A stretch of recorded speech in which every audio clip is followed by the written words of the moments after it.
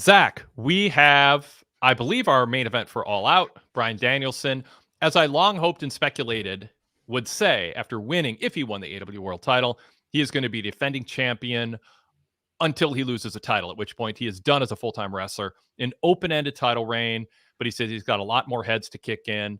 I think this is the right follow-up to what happened at All In. If he's going to win the title, it's swerve culture in pro wrestling. Nobody can resist. You got to tease a retirement before you proclaim that you're not actually retiring. But he didn't drag it out. It wasn't a big offender in that realm of, we've been there before, predictable swerve of a fake retirement.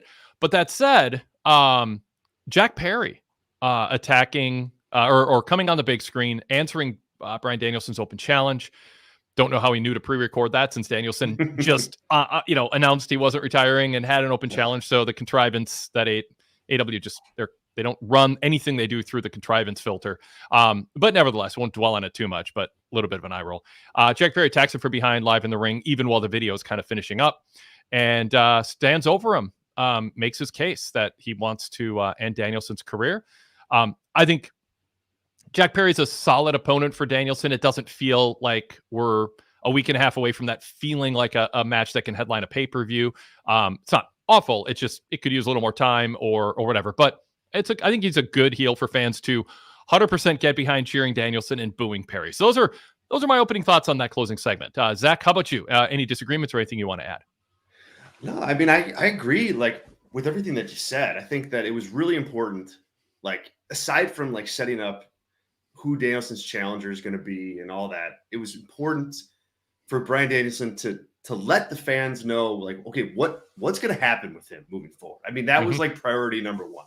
Yep. And he did swerve a little bit, but in the end, I think he was pretty darn definitive. And I think he gave some good reasons for why he's thinking the way that he is. He thought about his history with AEW. He thought about his peers, responding to him. Even, his kids, when family want him home, but they also said it was, one of the best days of their lives. So I think he gave a really good backdrop for saying, hey, I won the championship and I'll leave when I lose this thing. And I thought that was a really smart, clear way to describe his journey as champion going forward. So I give that a big thumbs up. But I thought, as usual, Danielson, he had the kind of retirement swerve, but he's so likable and so authentic that he can pull that off better than others can, because he just has that kind of equity with the audience.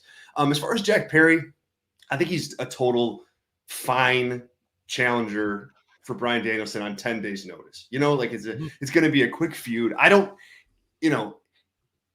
think that Perry is really ready for a main event championship match at this point in time, but with so much else on that card, that a lot of it that got made today, I'm sure we'll talk about.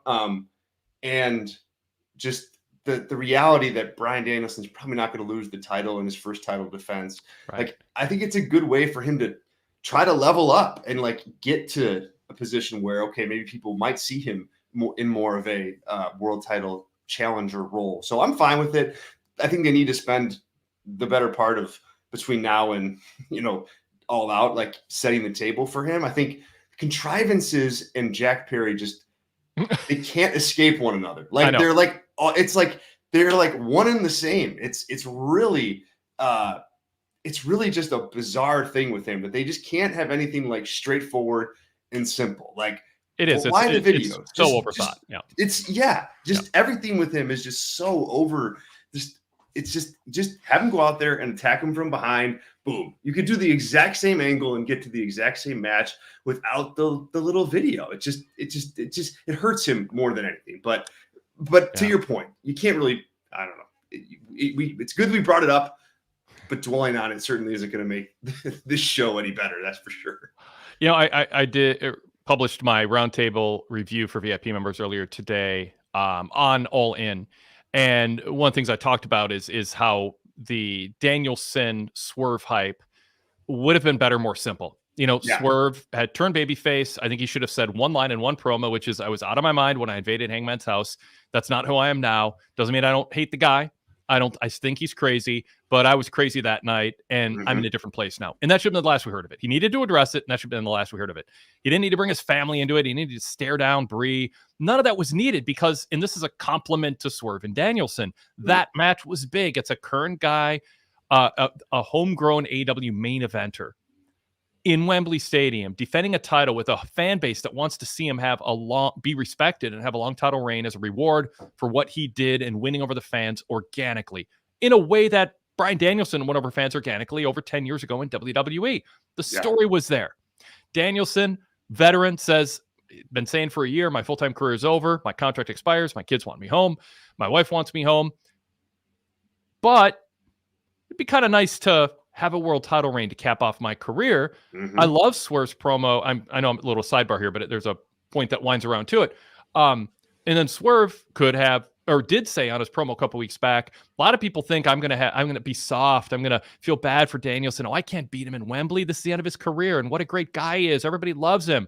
No, this is about me. And he said, I want to retain this title. That was a high point of the hype for this match. Swerve going, I'm in it for me. All due respect, Danielson, I'm not taking it easy on you.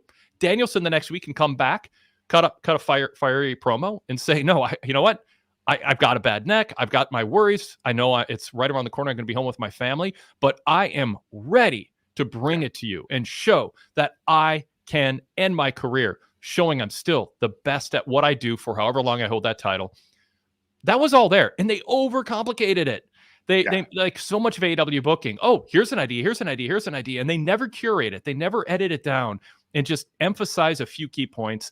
The retirement stip with Danielson was all over the place. So I said, like most AEW booking, it would benefit from curating, from editing it down. Not every idea needs to make the air. Jack Perry is the epitome of that. He is constantly, in terms of what he does in the ring and what he does on the microphone with his angles, every idea he has. It's like, this has never been done before. I bet no one's thought of this. I'm going to reinvent things and I'm going to do things in an over-the-top way. It's just immature. It's an immature, and I don't mean that like in his real life, whatever. I'm saying booking-wise, presentation-wise, character-wise, there's an immaturity to it that usually veterans talk people out of, or a promoter and booker say to the wrestler, hey, we love that you're enthusiastic and have all these ideas. They're not new ideas. Everybody has them. But we don't do all of them in one angle. We don't do all of them all the time. We're grown-ups here. We're going to, so we saw more of that tonight with Perry. So that was my long winding road to back up what you said about Perry and overdoing it, of course.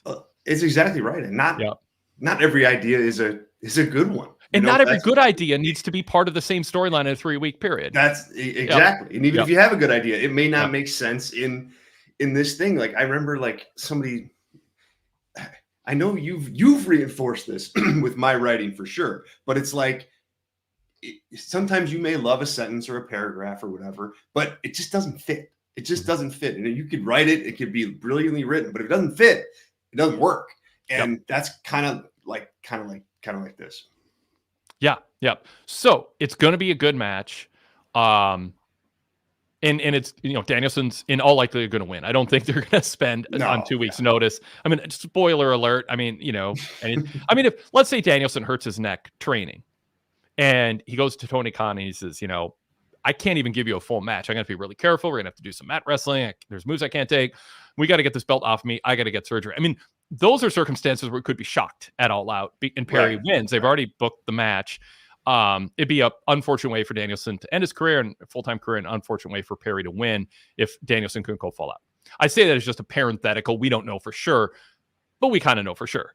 But the thing I like about this, and this is where I wish they kept it simpler tonight, and I hope next week they, whatever they do on Collision, Dynamite, and Collision, and Rampage, to hype this match, just keep it simple. We already don't like Perry. We love Danielson. The story's there. Danielson's going to retire his full-time career if he loses. It would be humiliating, and this is what they should underline. I don't know if humiliating is a word, but it would be a tragedy if this arrogant punk kid, Jack Perry, ended Danielson's career 2 weeks after he won the title. That's it. Even if you had 5 weeks to tell this story, that's what every segment should be built around. It shouldn't be Perry threatening to set him on fire. Shouldn't be a home invasion. Shouldn't be anything with Bree or the kids. Keep it simple. You built these characters well. Perry is despised. Danielson is loved. I mean, the story just writes itself. So they almost fortunately, they only have a week and a half. So they'll probably stick with this as the angle. But the match is very likely going to be very good. Even in losing, Perry will have a pay-per-view singles world title main event as TNT champion on his resume against Danielson. And that's going to help elevate him. That's something where it'll pay off later because he had that moment with Danielson. So in that sense, I like it. But it does make All Out feel a little bit like, I don't say a B show because the lineup hasn't fleshed itself out yet, but it's not going to have that singular, obvious main event world title match. I think people are going to be looking at Hangman and Swerve and some of the other matches we'll talk about as a bigger deal. I do too. And that's, I think that's okay sometimes here. You had a huge Danielson title defense at All In. You don't need to have another, blockbuster one 10 days later. If you have other stuff on the card that has more history to it, more depth. I think outside of it being like a resume builder for Jack Perry, I think this match is a good opportunity for him to kind of like put up or shut up a little bit. If you get some heat, get some like real pro wrestling heat. None of it, not glass and none of this like kind of winking at the camera heat, but like pro wrestling heat in a storyline with another top tier babyface, and see if you can elevate yourself that way and not be the talk because of stuff backstage or behind the scenes or a security video or whatever, but just like be a heel pro wrestler and see what you can build with one of the best baby faces that has ever wrestled. You have that here. And so if I was him, I would just take this as an opportunity to be like, hey, I want to be the most hated person out there because of what happens on TV. And I think that would help him greatly. And this is a great spot for him to do that. I would like post a sign in the back, although you might have to explain it to some people, maybe not.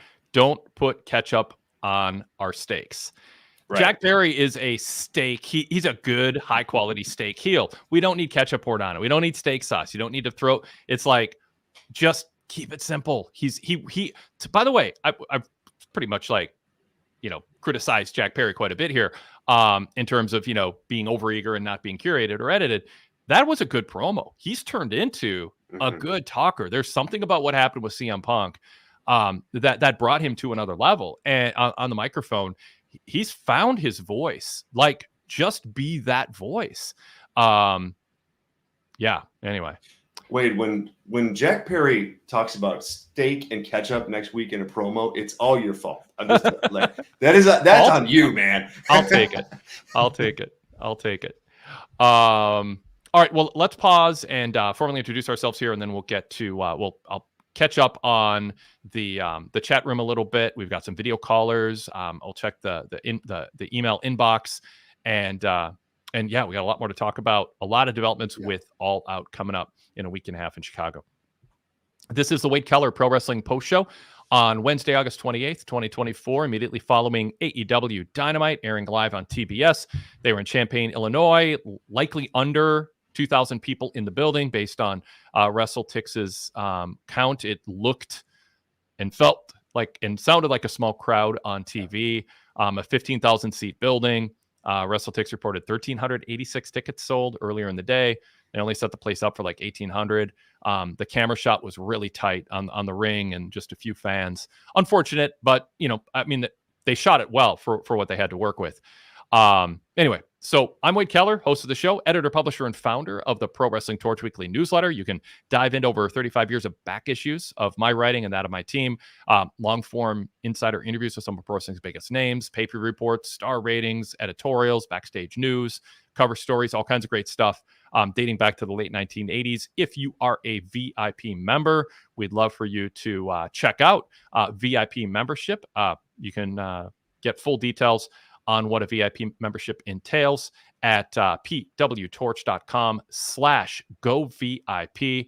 Podcasts that are compatible with the Apple Podcast app, thus CarPlay, and many other iOS and Android apps. No advanced settings or passwords to fumble with. We have a really slick system set up and an ad-free VIP website with all the content from our free website, along with 35 years of archives, hundreds of retro radio shows that I hosted and others hosted in the 90s, and over 20 years of podcasts. You can also get a 7-day free trial on Patreon of our full VIP podcast lineup. That is all the same shows you get with the full VIP membership, but through Patreon, which also gives you Spotify access to listen to our shows. Full details again on that option at pwtorch.com/govip. Our Patreon setup offers you a 7-day free trial. The other voice you hear on the podcast side of things and the other face you see on the YouTube side of things is Zack Heydorn, a former PWTorch assistant editor, now doing his own thing. Zack, welcome to the co-host chair once again. It's so fun to be here. Thanks so much for having me. Glad we're able to get it to work out. And it's cool. It's cool to be here on YouTube with you here, Wade. This is a blast. Thanks for having me as always. Absolutely. I don't want to get too late in the show and forget to let you plug your stuff. So I'm going to do it now. Cool. Talk about breast, everything you're doing these days, covering wrestling, which you still do every day.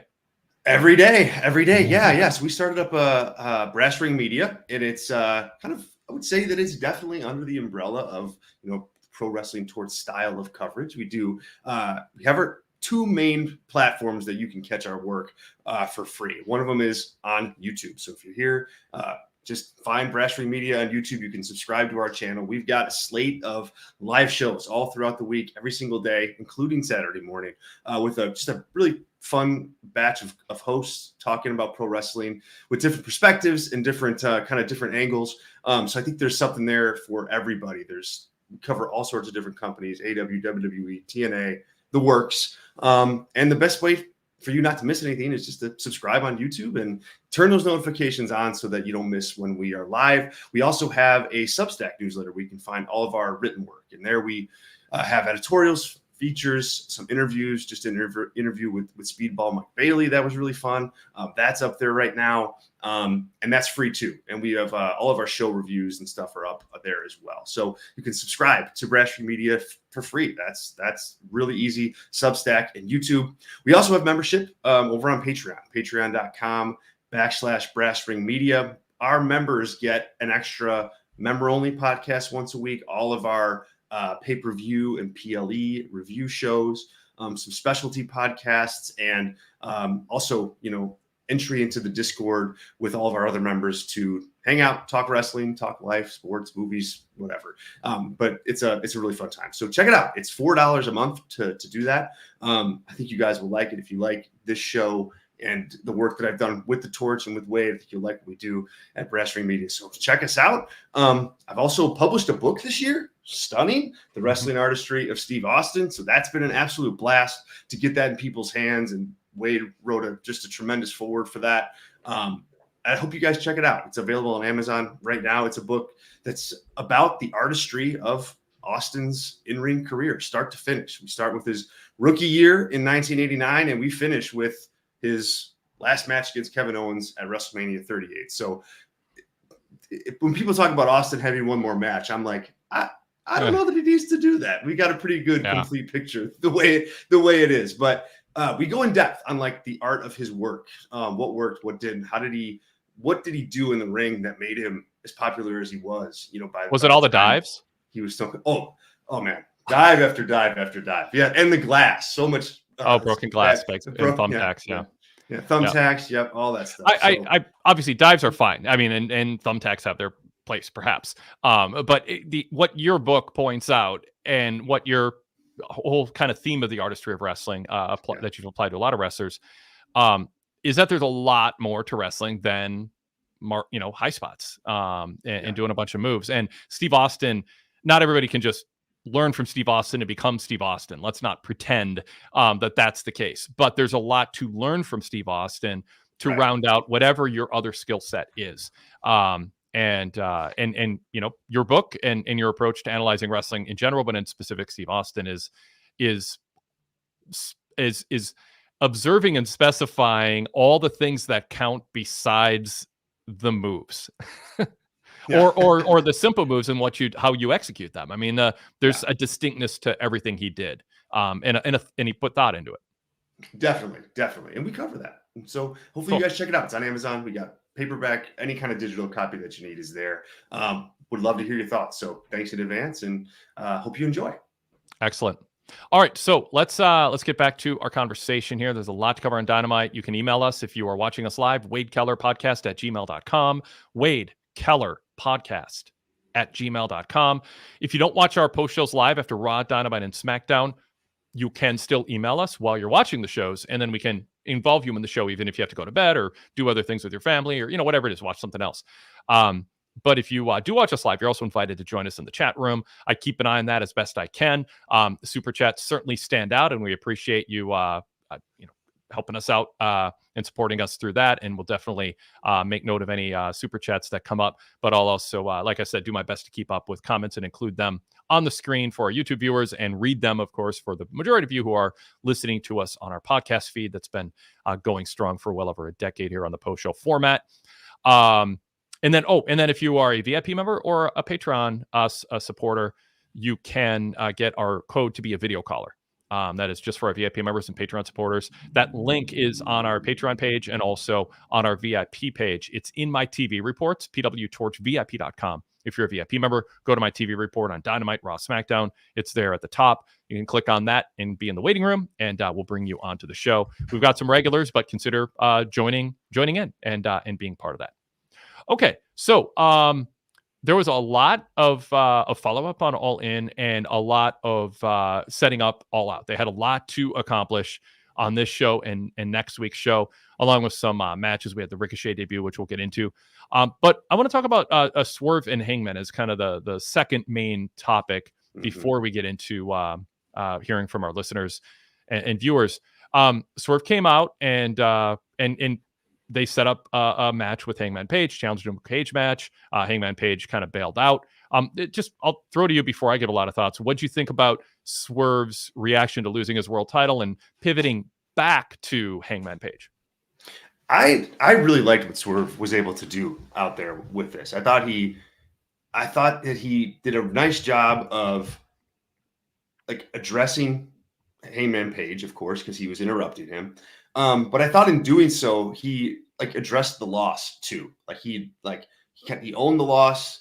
He was clearly, frustrated that he didn't have like the world title anymore. He said that. He also said that he was going to have a chance. He would be world champion again. But he almost had this like aggressive tone to him in dealing with Hangman that was just kind of like, I'm past this.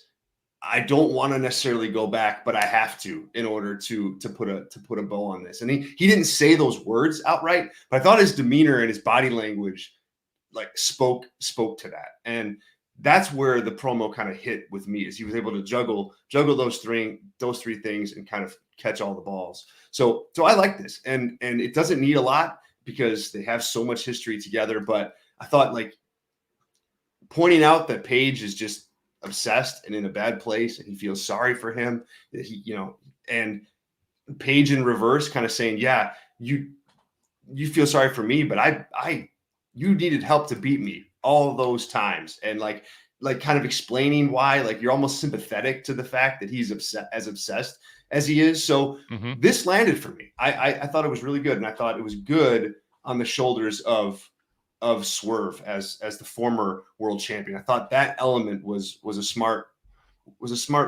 foundation to build everything on top of.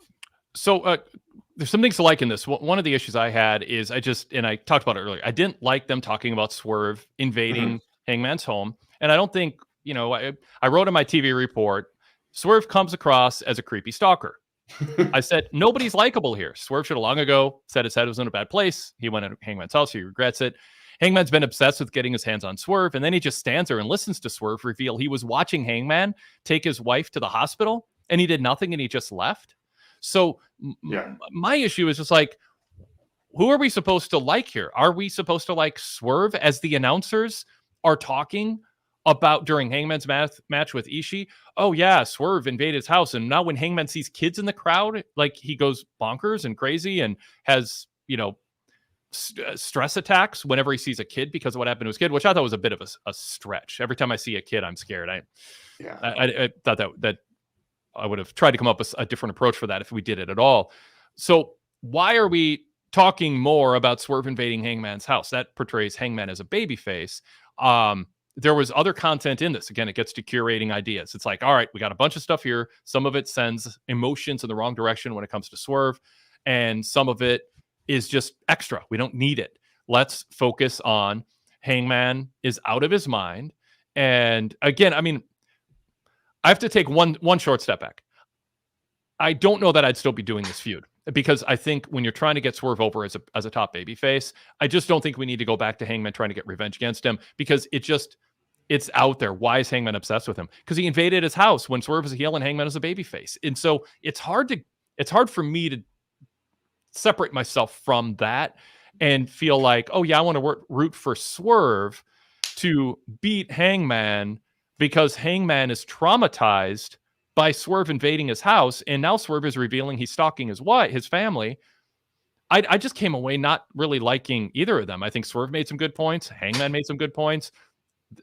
Hangman's crazy and out of his mind, and Swerve is, a little bit of a creepy stalker who hasn't fully apologized for what he did. So, I mean, there's an intensity there, but I don't know. Go ahead, Zach. Yeah.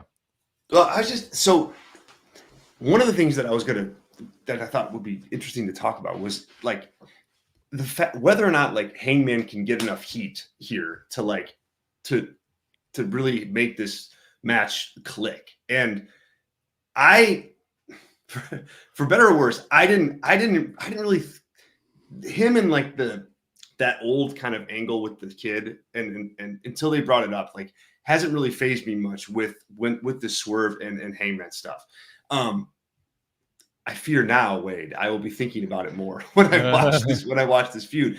To me, like I'm waiting more for, like, I think that like the heel turn that Adam Page did. I don't know. I even have to throw up the quotes because I don't know that we've really gotten like a clear definition of like why is he the way he is right now? Like, I guess he's obsessed with Swerve. We're supposed to understand that. Is it because of the daughter stuff, or is it because of his kid stuff, or is it because he like lost all those matches to him but didn't really lose them? That, to me, like that was the case that he pitched tonight on the show. Like the reason I'm as obsessed as I am is not even really because of the kid stuff. He didn't seem to address that to me. He just addressed those losses. Right. And that's, there's not a ton the announcers of did either. Though. That's the problem. I'm not like the announcers did a disservice to the point you're making. Yes, and it would have helped the promo. Yeah. Absolutely. So I think really like the crux of this in my head is on Adam Page. Like how can he connect like what happened and what's currently happening now to really get some heat? And the other thing that crossed my mind is just that, and I don't love this for wrestling feuds, but like, are they just like not going for that here? Are they just going for like two epic rivals having their final showdown in a steel cage? And I don't think that that's the best way to present this either, especially when you're trying to build Swerve as like this company top babyface. But it crossed my mind that it's just like they're just putting these two in a ring on 10 days notice because of the history that they have. They're leaning on that and, let the chips fall where they may. Yeah. I'll read Derek Hubbard's comment in the chat. Swerve and Page feels like an appropriate main event. For me, it feels a bit been. They're seeing that, but the general audience seems to want to see it. What are they going for with like? Yes, they have this feud and they think they can get a cage match out of a quick turnaround. By the way, one of the things I like about what they've done with All In and All Out season is we got a little bit more of a gap, but they had ready-made feuds, turnkey feuds coming out of All In. You can do an angle at All In or do something on Dynamite, and there's a backstory there. So All Out doesn't have all fresh matches out of nowhere. They didn't have to rush everything. Quite a bit of what they're doing, they've laid the groundwork for. And this is one of them. But what is the point of the match? Do you have a sense yet, Zach, of who wins and why and where each character goes from there? Because I don't. I mean, it feels like, well, maybe we can get a cage match out of these two. And as Derek said, I think fans want to see it because they were into their previous match. But I think if you're going to do it again, and the roles are reversed essentially here with Swerve, telling the story of Swerve invading Hangman's house and Hangman being traumatized when he sees kids isn't a way to get me to root for Swerve. And with all due respect, if you use the term shades of gray, I am going to like, it's just like, you're not going to win me over with that. Wrestling does not draw money with shades of gray as a rule. It's one of those sorry, but one of those just kind of eye roll comments to excuse bad character development. Pro wrestling is built around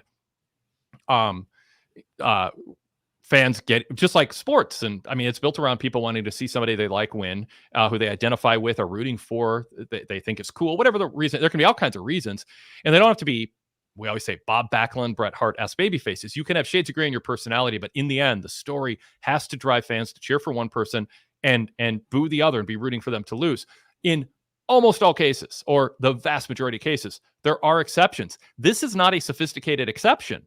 Swerve's the babyface, Hangman's the heel. So tell that story well. We don't need you to muddy up our positive vibes about Swerve and make us start to have sympathy for Hangman. I don't think that's the point, but I honestly don't know, because I don't trust that they've thought this through or have a really good end game, or that they'll take a really good path to that end game. So I'll throw to you, Zach. What's the point of this match? What comes out of it? I see you shaking your head. That's why I went on a little bit, because I'm like, I don't know that you have an instant answer for me. An instant answer, I don't. Well, and I don't think they've like really defined that clearly yet. And that, as we talk through here, I think, is clearly a missing element of the promo tonight. And they still have a week to go. But I think, to me, I think they're building towards a clean Swerve win. Like that's what I am getting out of this, that they're going to, you had Hangman drop the words on, hey, you beat me, but it took you this, and this to beat me that time. Then you needed this, and that time. I think what they're building up here is, Swerve wins clean. And like, that's what they're going to go for. Now, I think they need like a good final chapter in this to get everybody on that page going into All Out. And I don't know what that angle is, but they need an angle to put that heat on Adam Page and just to like you said, get everybody firmly on the side of Swerve. So whether maybe it's, I don't know, maybe it's like, Hangman, I don't want to advocate for more families getting involved in wrestling angles, but it would certainly make more sense in this instance, because you did have that crossover. There has to be some sort of element, something that Hangman does to really force fans to cheer for Swerve. That to me is like a priority in this moving forward. But in the end, the way I'm watching this, like, I don't think you're going to see Hangman like vanquish the Swerve Strickland, monkey on his back. Like, it's just, I don't think that's what's in the cards here. Yeah. One thing I'm noticing in the chat room is people saying, in response to us talking about this, that fans love Strickland. Fans can, it can mean a variety of things, but fans can love Strickland, but you're going to maximize that love by not complicating things by dwelling on something he did when he was a heel. And then having him reveal he's even more of a creepy stalker, coming out of a world title loss, going into a match where you're trying to get him cheered against this crazed Hangman Page who's lost touch with reality.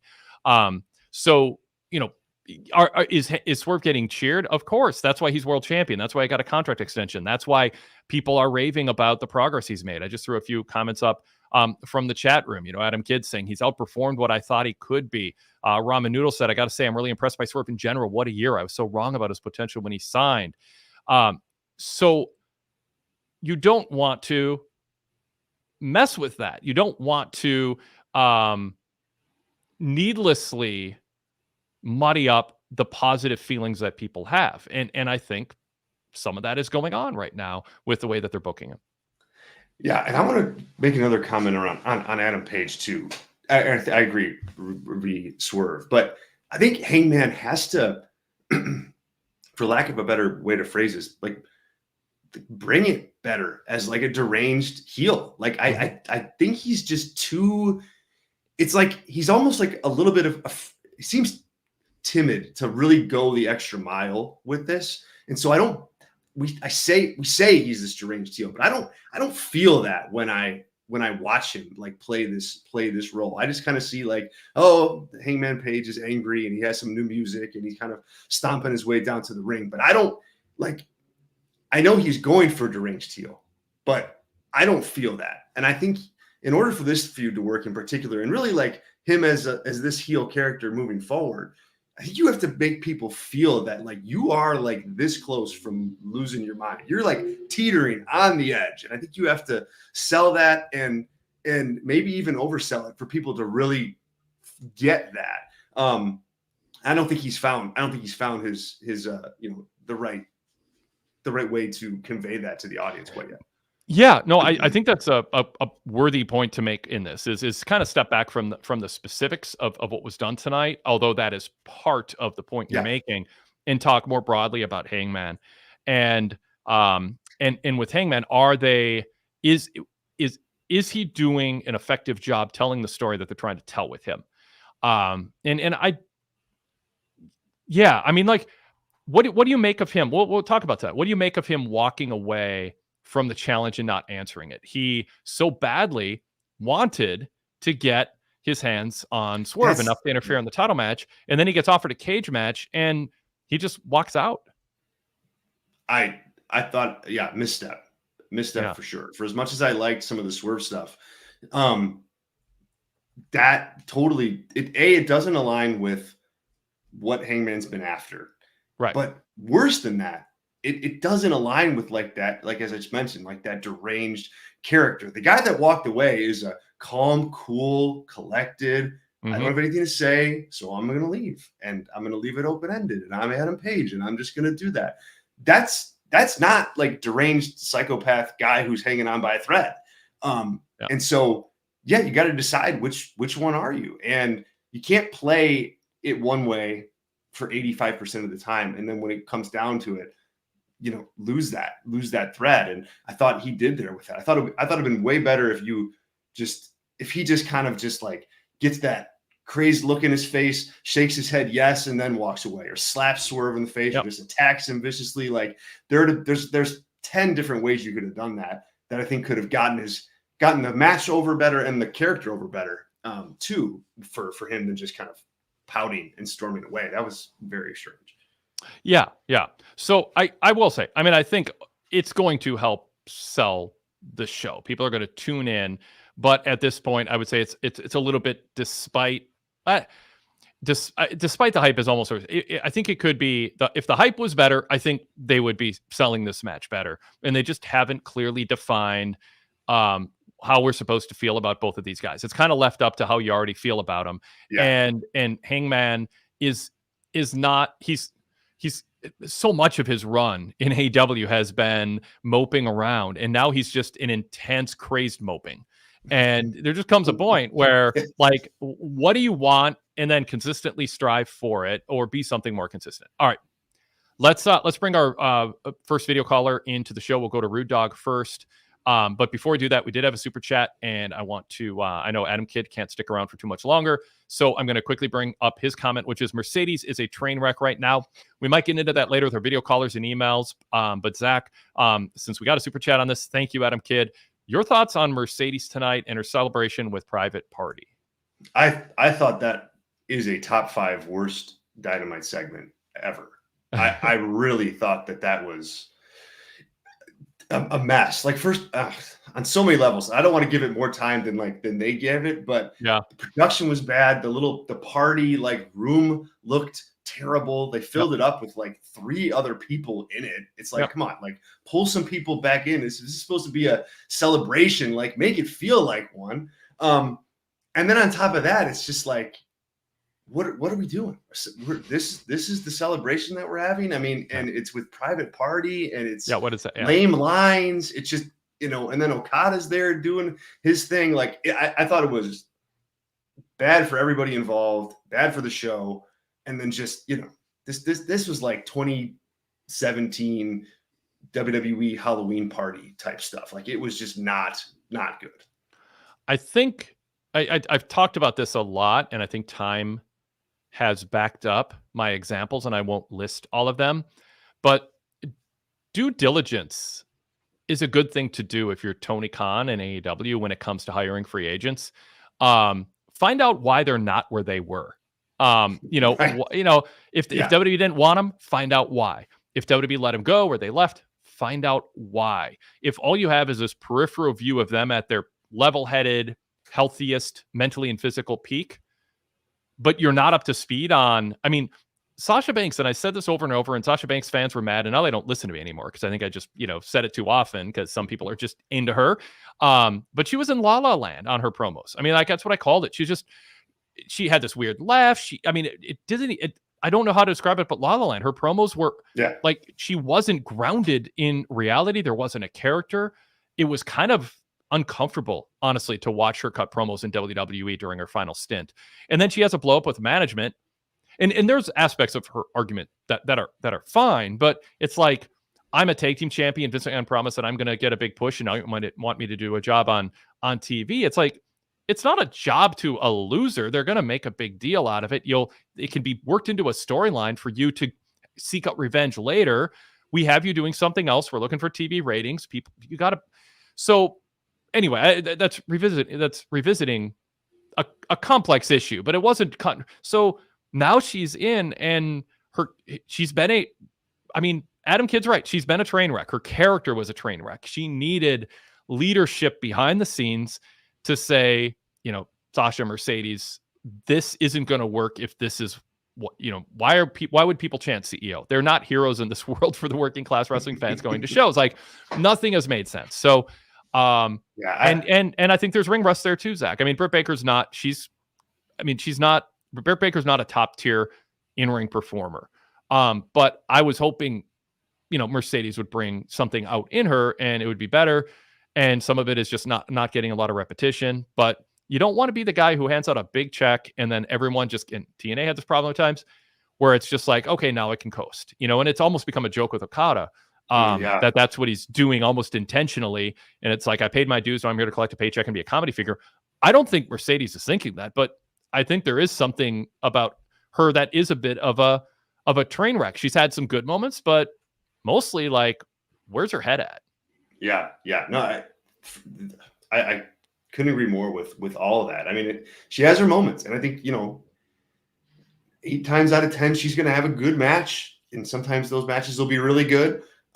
It's rare that she has like a total stinker, but like, if you're getting paid what we believe she's getting paid, and you're touted as like the type of signing that Tony Khan has touted her as, you have to bring more to the table than that. Everybody on the AEW roster can have a good match for the most part. That is not like a commodity that they don't have. And so you got to deliver in other ways. And like, when I think of like a Mercedes Moné, Sasha Banks that like I want to see outside of like the WWE doing stuff, it's not bad versions of what she left doing in WWE. Like, it's, come on, you got to be better than that. Go in the ring, cut a promo. She's had like 5 championship celebrations, and she's only been on the roster since March or May or whatever. It's like, come on, there has to be more to it than this. And tonight was just a bad. All of that bad was just, to me, rolled into one and like put on TV. Like, I was watching it going like, was this supposed to make the cut, or was somebody supposed to like throw this tape out? Because this is really awful stuff. Yeah. And Okada's a whole other topic, but we won't get into that. All right. Said a few minutes ago we'd get to Rude Dog. Rude Dog, you're standing by. Let's go to him. Rude Dog, welcome. Good to see you. Hello, Wade. Hello, Zach. Good to have you. Good to have you back in Torchland, Zach. It's always a pleasure. I mean, I did want you guys just kind of ran through the whole Mercedes thing, but yeah, I agreed. Like, it was like the lamest party I've ever seen. And but I think the biggest crime is Okada. Like, I mean, he's now approaching like Tozawa territory, like just being a total goofball. Wow. Like, I never ever would have thought this is where he was going to be. Like I don't get it. I mean, is he hurt or something? Can he not pull off the matches that he usually could do? Like, because this is getting embarrassing right now. Zach, talk about Okada, including like what the point was of tonight's segment with Mercedes. I mean, are they? Yeah, I mean, what's the backstory to that to explain why Okada is coming up and hanging out with her? Well, I mean, there is no good backstory. They've had like little kind of moments where like Okada's been a little smitten with her, like in some backstage segments. But I mean, the last one was like a month ago or something. So it's not like it's like this weekly storyline. To me, like this is here to get a giggle. That's what it's for, like to get a little laugh, and that's it. And it's really like I gotta say, you know, Mercedes Moné, when I watch her do this stuff, I don't see somebody who's I see with her like somebody who's thinking that what she's doing is like pretty solid and actually good. With Okada, I get more of the like, okay, you want me to do this? Like, great. Like my check has lots of zeros on it every month, and I'm good with that. Like it's unfortunate to say that because I think he's just a tremendous pro wrestler and he could offer a lot to the company, but it's a bad combination if you are him and you kind of have the mindset of like, okay, I'm going to like kind of settle my career down a little bit physically. And then on top of that, you have a promoter in Tony Khan who it doesn't know how to like get the most out of big time signings. And he just has not proven to be able to do that with anybody that he's brought in. It's not just Mercedes, it's not just Okada, but lots of people. I mean, Will Ospreay is probably at the high end of that example, but there's been a lot of signings that he's brought in. I think Okada is right now kind of going through the motions. I mean, I really believe that. And I think you have to have a strong leader on the other side going, okay, I get it. You don't want to have like G1 style matches every single week on Dynamite. I get that. I can appreciate that. But we need you to say more than the B word on every show. We need you to have more of a presence than just comedy. There is a middle ground, and they have not come anywhere near finding it with Okada. All right, Rude Dog, back to you. Yeah, I think you're almost at the point now where you have to rehabilitate him to make him even seem like a legit like threat.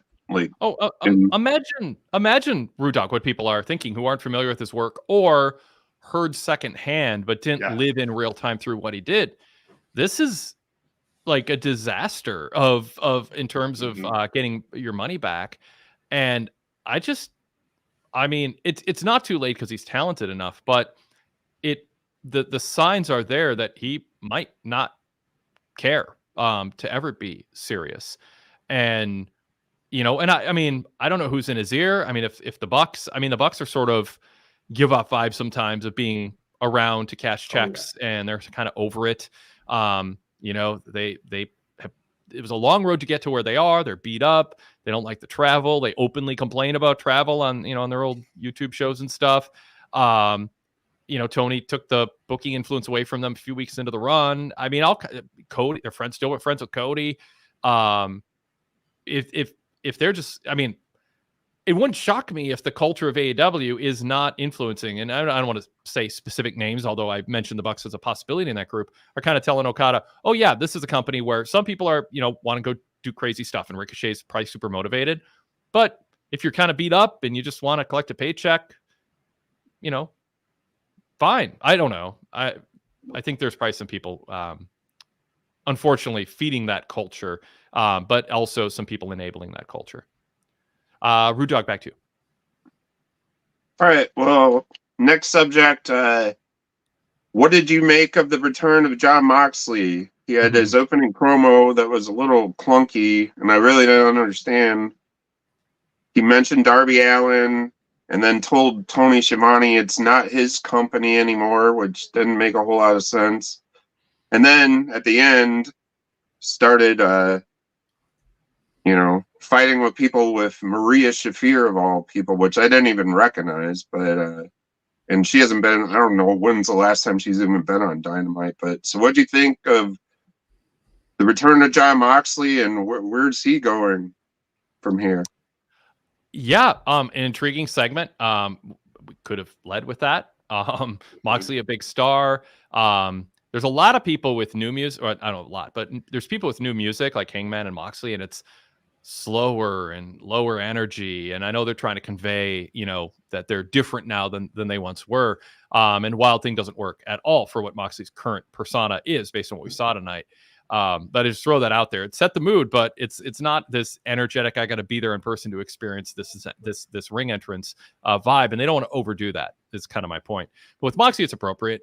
I know, Shane McMahon started trending as soon as Moxley said it's not your company anymore, because people think he's talking to Tony Khan through Shivani's earpiece, which I don't think was obvious to most people, if that's what they were going for. And the idea being, is this the start of Shane doing some sort of takeover of AEW Dynamite, AEW Collision, forming a group of wrestlers? Marina Shafir, Moxley are two of them. I don't know. So that's speculation. But if AEW doesn't want people speculating about that, they probably should have been a little more, clear in communicating whatever that line was meant to mean. Zach, what do you think? So I liked Moxley tonight, and I thought he's so good just with his vibe out. I mean, he doesn't have to do anything. And like the minute he walked through, the music was different. The minute he walks through the curtain, it's like, whoa, something's up. Like something is up. Like new Moxley alert. He just made you feel like, oh my God, is this guy gonna like assault one of the fans? And like, what's up? Like he just was really good at kind of like just shocking your system a little bit. And it just was tremendous with that. Yeah. And I think the angle that they set up is intriguing. Like you don't know what for tonight. You just have to ask yourself, like, what the heck's he talking about? We don't know what he has. There's no clues as to what he has to say to Darby Allin. There's no clues as to why, he's telling Tony Khan that it's not his company anymore. And so that's all really intriguing with the new Moxley character. What I couldn't help but like get past though is AEW has a terrible track record with angles and stories like this. The devil stuff, the long term, the elite's gonna take over the company. We're gonna beat up Tony Khan. Like they've had many bites at the apple in terms of like starting off stories that are okay, have some potential, but then go absolutely nowhere by the time it's all said and done. And I could not get that out of my head where I'm thinking this is cool, but like I can't trust this yet, that this is going to land in a spot that A, makes sense, and B, is still as intriguing in 4 weeks as it is today. So I liked it for what it was tonight, but man, I mean, it remains to be seen. They got a lot of work to do in terms of like really pushing this over the finish line. I will give some latitude to them if they want us not knowing and they have a good plan. I mean, there's a history that should sway our optimism or confidence in a good plan being executed. But what I don't want to do is say we need to know all the answers tonight or it's bad. So we don't have all the answers. It might be good. I have a little more trust in Moxley, even though I thought the BCC concept was rough, but I think that was a collective. That sounds more Bryan Danielson-like, which is it's more fun to be a heel, so let's be heels, but let's go out there in front of cheering fans and undercut the baby faces we're wrestling because they like us better than the baby faces and split the crowd allegiance. It was just a mess. The BCC was a mess. But despite that, I do have some faith in Jon Moxley, in part because I interviewed him at length right after he left WWE, and he had a real clear idea of what he didn't like about WWE, and there is an authenticness to him and a vibe, to use that word, about him that just is special. And so he's been gone a while. He was kind of lost and floating around there. Now maybe they have some good specific idea that he came up with. However, Art works in the chat, and I'll put this up on the screen for our YouTube viewers, but I'll read it for our podcast listeners.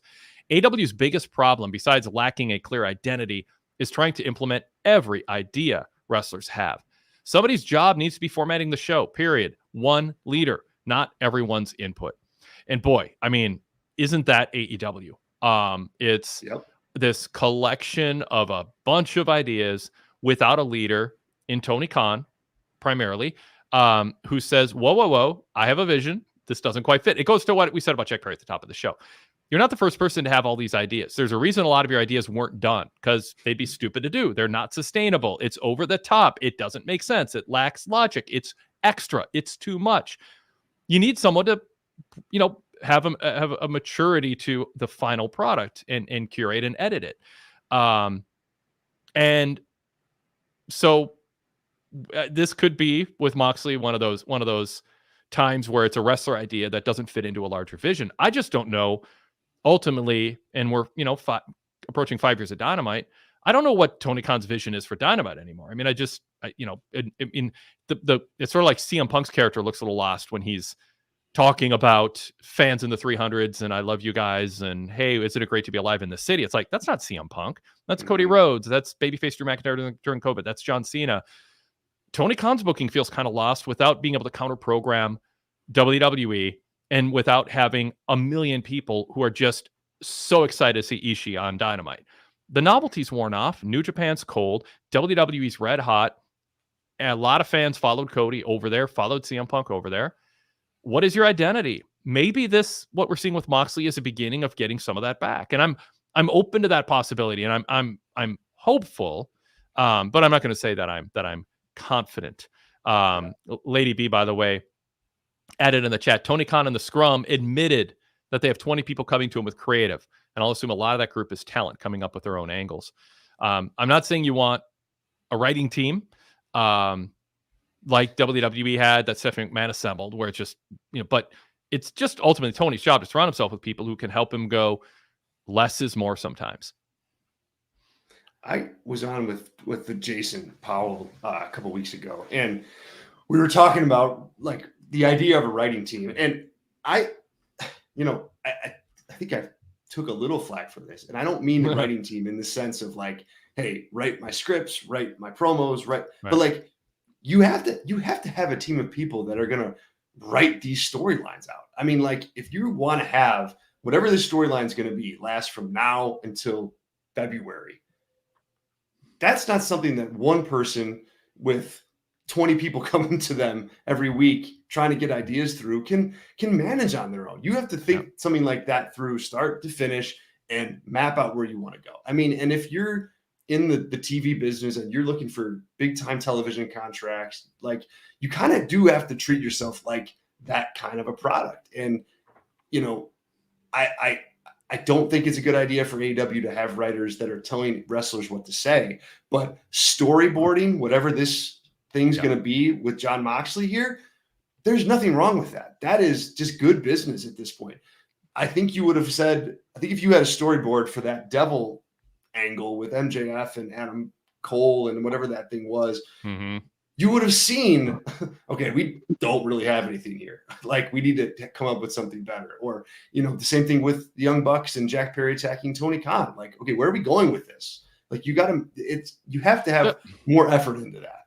And some of it isn't fun, yeah, totally. Yeah, Ramen Noodle points out, he also said he makes the final call on all those suggestions. In fairness, that's not a defense, Ramen Noodle. I know you think it is. It's and when you say in all fairness, it's like, well, in fairness, no, he does. We believe he is the final say on all of it. We know he's the final say on all of it. We're encouraging him to have some tough love with wrestlers and go, you know what? Here's why that's not a good idea.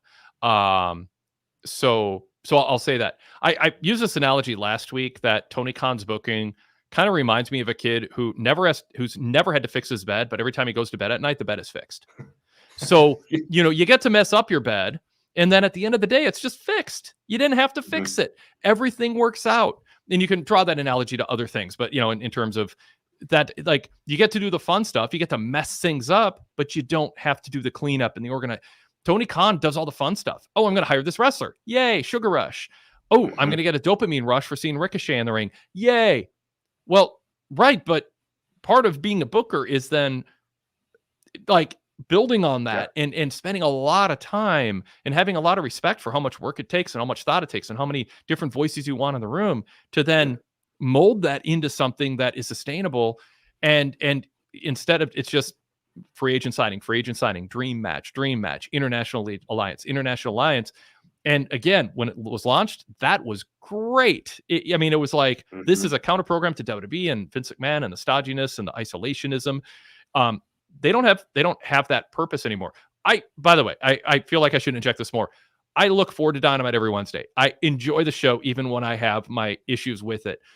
I've seen way worse. I've sat through way worse stretches of way worse 1 and 2 hour wrestling shows in all my time watching wrestling. There's a reason he's negotiating for what will be likely a reinvigorating, sustaining financial deal with a TV company, probably Warner Brother Discovery. They drew. I've been defending and pushing back against criticism that they quote only drew 50,000 plus at Wembley. Jesus, people, seriously. Of course, the first time they're going to draw better. It'd be great if they drew the same or more.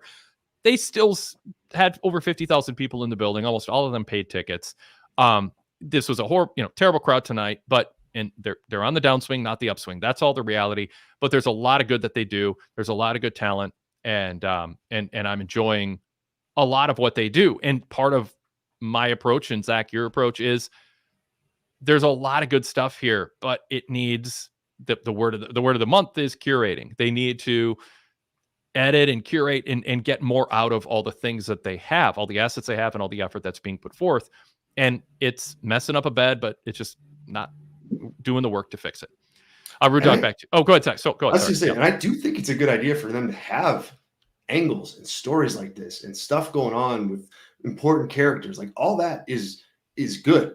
But you just have to prove it out week in and week out and get to the end and have fans look back on it and go, "Whoa, that was really cool. That was really good."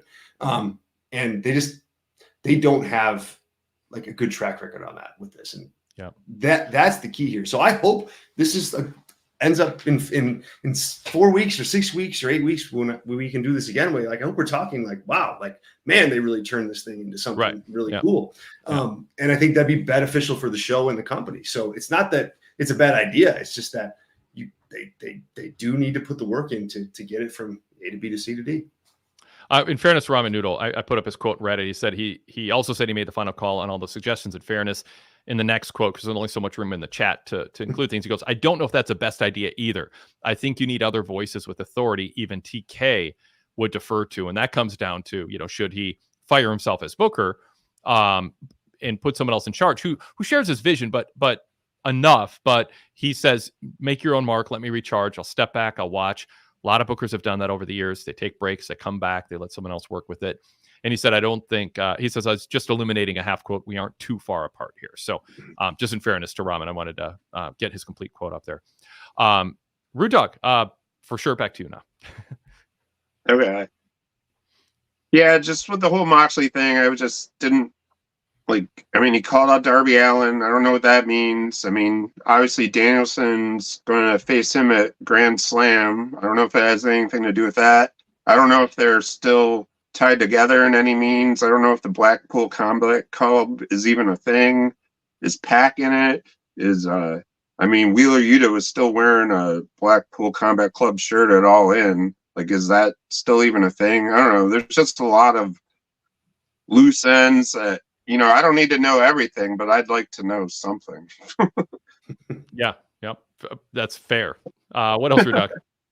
All right. So next subject. So what do you think of the presentation of the return of Jamie Hayter? To me, she looked pretty good in the ring, and I like her new look.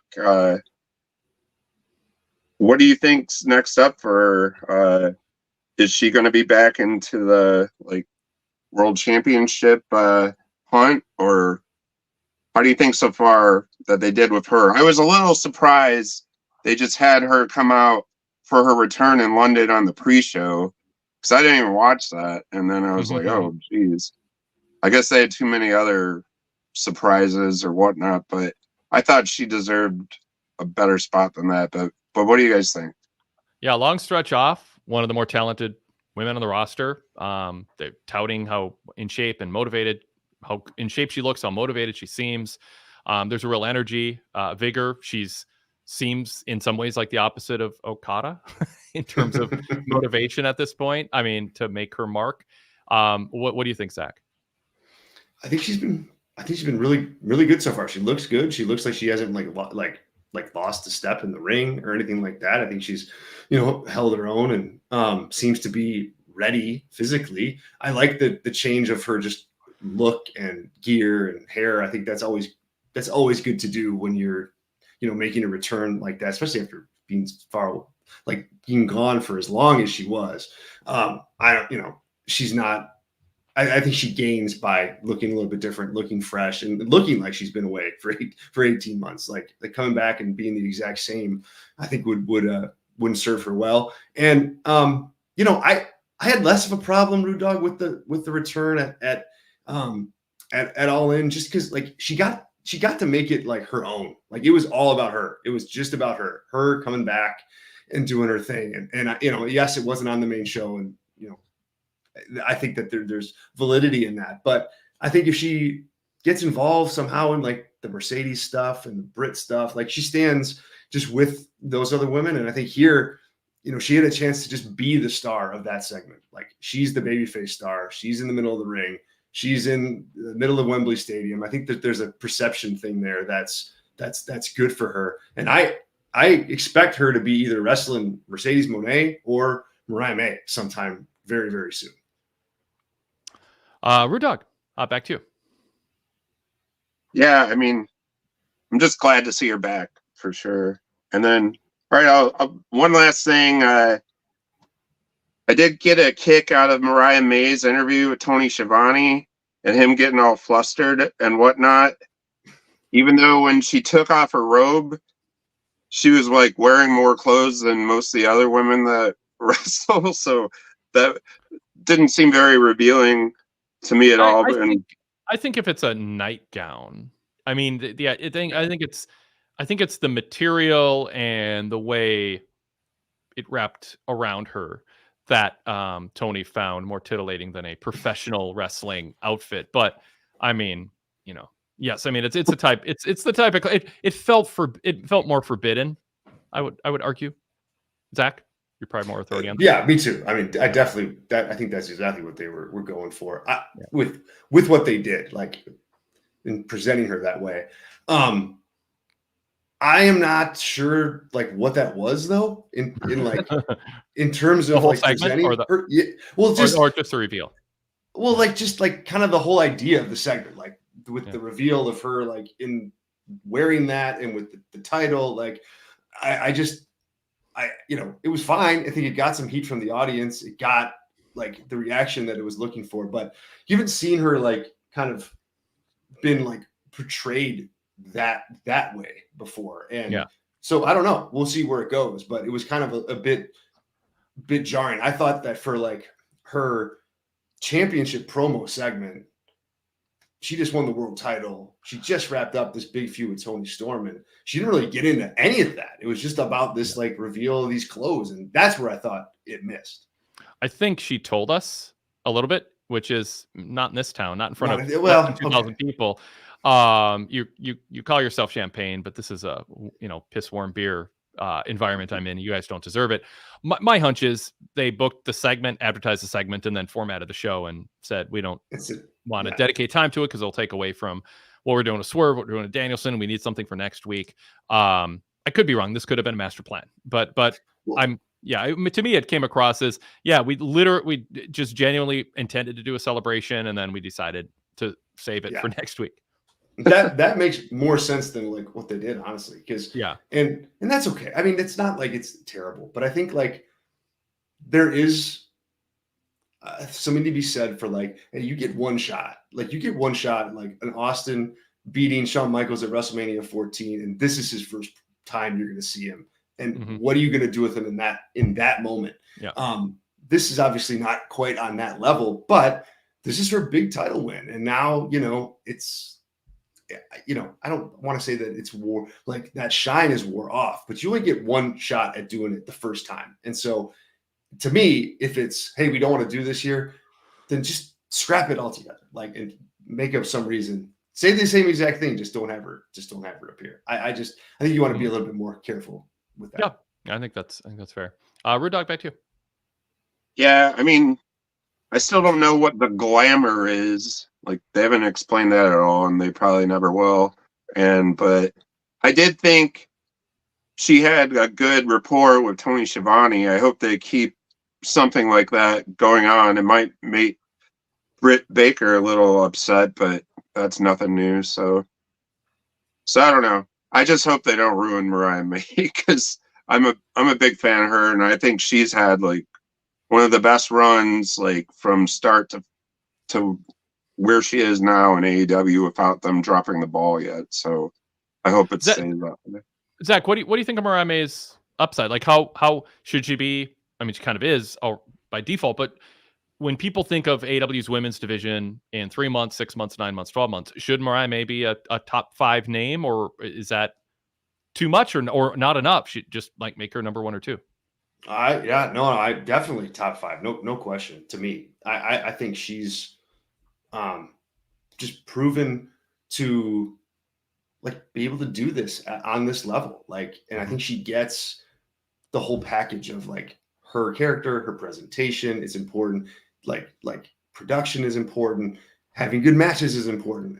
Being able to talk is like, I think she has a presence, and she's, able to piece those different parts of, national pro wrestling that's weekly into a really nice character and a good package. And I think she does a really nice job with that. So if it's me, she's definitely up there now with the top wrestlers. Like I would put her, if I'm thinking about like, who do we have something for? Okay, Danielson and Ospreay, and she's up there. She's up there, especially when you start talking about the women's division. So I think I also think in a weird way she's been one of the best like homegrown talents that AEW has. When she was brought in, very little fanfare, like on television. It was a big deal that they signed her, they got her, but on television, the people who knew were telling people, "Wait, this is going to be good." Yeah, but on TV though, like you didn't have to know any of that stuff in order to figure out what she was about on AEW television. She came in at the bottom. She was a fangirling for Tony Storm, and then you saw her like continue to move up from there, all on TV, and she worked all the shows. People who knew her background were upset by that, and it's like, wait, this is good. They're telling a story from the beginning with someone. They're not. We don't have to rely on Excalibur to make us feel like, to make the average viewer feel like they missed out on the whole backstory. You don't know the secret clubhouse handshake. You can come to our shows, but you're not one of the cool kids. With Mariah, it was like, we're going to work from the beginning and tell a story from the beginning with her. You can't do that with Ricochet. I mean, obviously he's on WTV and you know who he is. There's no journey for him to become something else. But with Mariah, it's a feature, not a flaw, that they did it, even if some people were a little nervous going, do they know what they have with her? They did. They had a long-term story arc here. I mean, it is one of the better stories in terms of a commitment long-term to see it through, I guess is what I'm saying. Like Zach Barber touts it all the time in his columns at PWTorch.com. I mean, in a sense, I mean, I think it might have been a little bit long, and there might have been a couple little things I would tweak along the way, but I think it was a really good story, and I think people are into the dynamic between the two of them, and I think they're eager to see how does Tony Storm respond to this. And they're in a good spot. All right, we're done.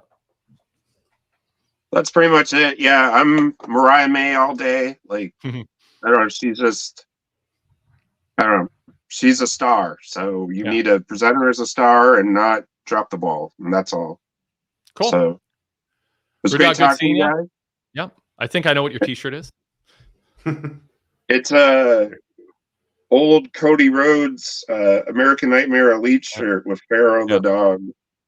Love it. Cool. That's all. Good night. Talk to you later. Yep. All right. Let's go to Heel Mark, who may be audio caller only tonight, which is just fine. Mark from the Square Circle Society, welcome. Good to talk to you again. Hi, guys. Hey, I'll do the wave since you're off camera. Yeah, I did enjoy Jericho being frozen in place, ready to say hi, guys. God, Chris Jericho's brilliant. How can you not like him? And if you have not, signed up for the Learning Tree University, we are now accepting applications for the spring semester. Sign up now. All right. So, Wade, I knew there was a reason why I loved you so much. Just hearing the way you talk about Mercedes Moné, my CEO, you know what I'm saying? She's not my CEO. Hashtag not my CEO. Oh, gosh. Like, back when she was still Sasha, I just never liked her. I just never cared for her. But, like, hearing you say those wonderful things, it warmed my heart. Anywho. So I gotta say this: if Adam Page wants to be deranged, he just needs to go talk to Moxley. Like, seriously. Like, he's the lunatic fringe. He is the king of just being an animal, okay? And as far as what they're doing with the return of Moxley, let me just tell you guys this. I've been a Moxley fan since CZ Dub. And if you guys don't know Moxley from CZ Dub, you need to go find it. Moxley is Jonathan Good. Moxley is his character development is exactly like Wyndham. He likes to get hands-on with his characters. He likes to just get, and he loves to just push his voice through his characters. I don't know if you guys know anything about Moxley or Ambrose characters, but if you do, please back me up on that sentence so I don't look like a lunatic when I'm talking about him. Zach. Well, hey, I mean, he was without question one of the best kind of, performers that AEW has. I mean, there is a presence there. And when you say like, hey, Adam Page, just go talk to Moxley.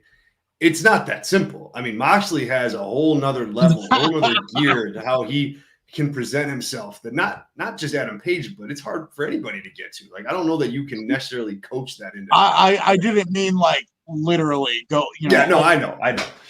But my point is that absolutely he's got it, and so we'll see what he brings here. Yeah. All right, Mark. Yeah, I'm not going to disagree. So that was like my big thing with that. Yeah. Like, I'm a huge Moxley guy, going way back. Like I said, going with the Swerve Strickland thing, and everyone's like, I couldn't believe that he did this. And let me just say this. Oh, what Hit Row could have been. Papa H knew what was there. Why didn't you guys see? I saw it. And I was so upset when he came to AEW because I was just like, dude, I wanted Hit Row to be the next big thing. And you guys are like, dude, I didn't think he could have done it. Dude, as soon as you guys got him, I knew you guys had a stud. You guys literally had somebody that was going to be like the future of your company with Swerve. I don't know why nobody saw it. Like, am I like Zach, Wade? Like, what do you guys think about that? Zach, how you feeling?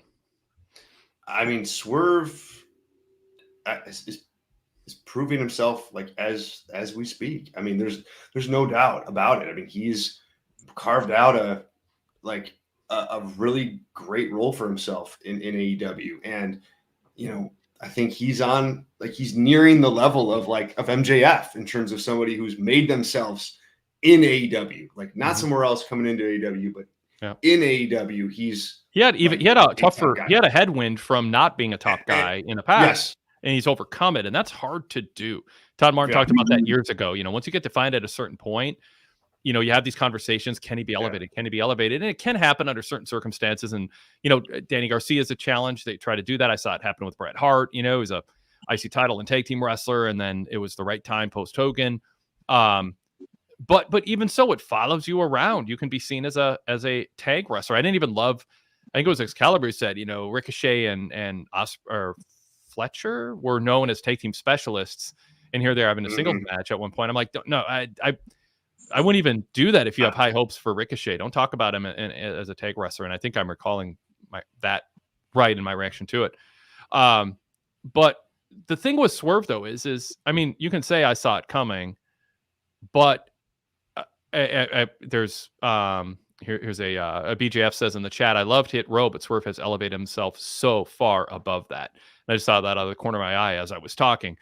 That's how I feel. I mean, Mark, good for you for being a booster of him. Other people felt that way. Therefore, they gave him the TV time to prove himself. But he's improved. He was shaky on the mic. There was a contract signing. Oh, I know he was a little shaky, but like the only way you can get better on the mic is by getting more mic time. That's the only way you're going to get it. Well, but other things come with it. You can be a Yeah. bad promo over and over and over again. You need reps for Suffering, sure. succotash. Yes, you need some reps, but you also need to know what your character is. And you also need the confidence that you can be a character that you believe in, and it will work. It'll fit in. And you also need the crowd behind you, and Swerve had that. But as someone said in the chat earlier, whatever, 1,500 give or take people tonight. I mean, that can happen, and they just drew 50,000 plus. But, we can sit here and celebrate Swerve as a breakout star. A lot of people would go, show me the data. Wembley drew less than last year. Swerve was in the main event against a big star like Danielson. TV ratings are down. The actual proportion of people who still have cable watching is down.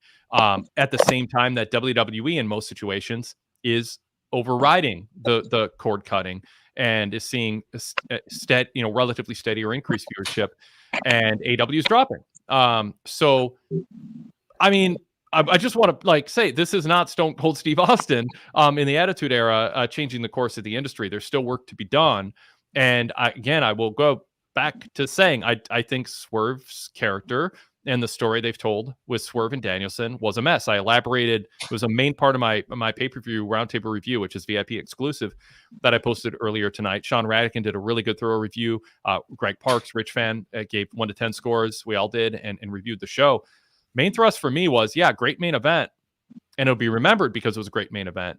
More history will respect that, but the road to get there was bumpy and inconsistent, and there was just too much extra in it. And I laid out, more than I am here, kind of why that was. So I still think Swerve has work to do. I'm not ready to, put him in a category of having earned the title of a breakout top tier star. He's a pleasant surprise in an ensemble promotion, who still is, to me, there's room for him to grow, and he needs to get better in almost every way. But I don't want to say he's real far from it. But if we're talking about a top guy, there's room for him to get better in the way he tells the story in the ring, but especially having more agency or wisdom in the agency he has to get his character on track so we can really define him. And it comes down to, why is he admitting he, is stalking the Hangman Page family when he's a babyface? Why are the announcers talking about, him traumatizing Hangman when you're trying to get him over as a babyface? I don't think they figured out what his character is yet fully. But your excitement, Mark, is based on real stuff, but they're still refining to do. And I think it comes down to a little bit less, not more, when it comes to who he is, and really lean into that. But there's something there to build on. And he's not super young, but he's young enough that, we can go on a journey with him. And I'm looking forward to seeing what they do with years to come. He's got I think a reported 5-year deal now. Okay. This is something that's probably this is extremely long-term booking. But honestly, this is my own opinion, and I want your guys' thoughts on it. I think Darby Allin should be the one to retire Bryan Danielson. Honestly, when I think AEW, I honestly see Darby Allin's face. You know what I mean? Mm-hmm. I see Darby Allin as the face of AEW. Now that Cody's gone, it's Darby Allin's kind of the guy. Maybe Darby Allin should be the one to retire Bryan Danielson. Mm-hmm. I like Darby a lot, and I think he's likely to be an AEW World Champion someday, and it might be beating Bryan Danielson. That has crossed my mind, and I don't think it's crazy to suggest that might be the plan, or to suggest internally to make that the plan. He's been around a long time now, and he's sort of defined in a certain novelty role, but it's a top level novelty row. I was comparing Bronson Reed with Rich Fan on the VIP show, Everything with Rich and Wade yesterday, and we're talking about, can Bronson Reed kind of fill a similar slot that Mick Foley did, where he's not like a top main event guy headlining every pay-per-view, but fans really respect him, and there's a certain distinctness to what he does as a character. It's very different than Foley, his character, but match style, he's going to give it his all, and he's going to rise above certain stereotypes. Darby's done that, and obviously very different than the two people I just talked about, but he's got this kind of niche role And I always felt weird when Undertaker was world champion. Like, it's like, I don't know that I want him being in the world title division. I want him to be doing his own thing. So I have a little hesitation to fully endorse Darby becoming a world champion, because he's, the size isn't like the primary factor, but it's part of it. But AEW has a smaller roster overall, and they can make that work. And if he's a babyface, then it's certainly not a disqualifier. He's gotten so much better at talking. He really does seem like he grew up in front of us, and he's matured into a guy who now has a lot of money, who appreciates it, because he didn't have a bed to go home to go to that was fixed. He didn't have a bed. This is a guy who really appreciates the success that he's had. So, Zach, your thoughts on Mark bringing up Darby as a potential guy to end Danielson's reign? Yeah, man, I think that's a tough avenue to go down. And it's not because Darby Allin isn't a potential world title holder at some point in my eyes. Where I get held up on that is they're too similar. Like, they both are like the same kind of babyface. They're both like that underdog, fighting from underneath, sympathetic babyface. And is Darby going to really get the most out of retiring Bryan Danielson? He's not the guy that's going to be talking about that in 5 years' time. That's not really his character. That's not his shtick. He's and Danielson,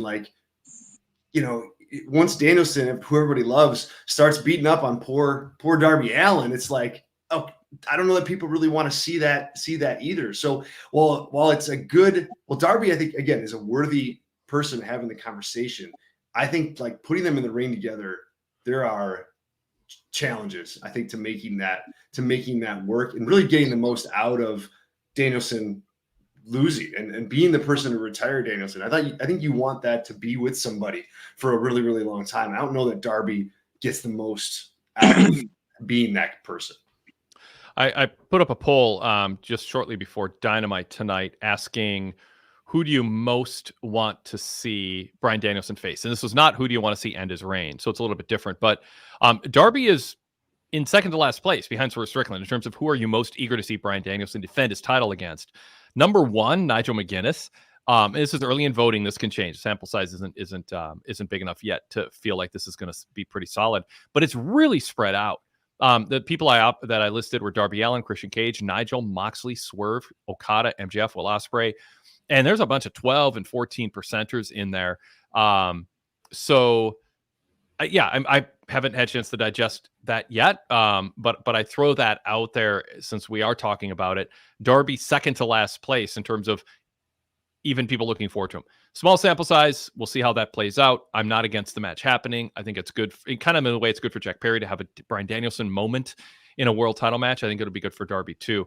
And I get where you come from, Mark. I stand by saying I don't think it's crazy to suggest it, and I think I'm a little higher on the concept than Zach. But I understand the some trepidation and caution. Mark, back to you. Next thing I wanted to talk about was Zack Sabre Jr., the man that pretty much was my introduction into New Japan besides AJ. We keep seeing his face popping up on AEW. Is he going to be officially signing? He's a New Japan guy through and through. Zach, what do you think about how he can be used? I mean, we got the Takeshita video, which was interesting and good. A lot of people have been pushing for that AEW should tout Takeshita's performance in the G1. Zack Sabre Jr., I think, is going to be kind of what, I don't know, Billy Robinson was to me as a little kid, a guy who would stop in the AWA now and then as a special attraction from overseas. They called him the British Empire champion. And he was style-wise, there's some similarities there. Very, very mat-based technician, dazzling mat work.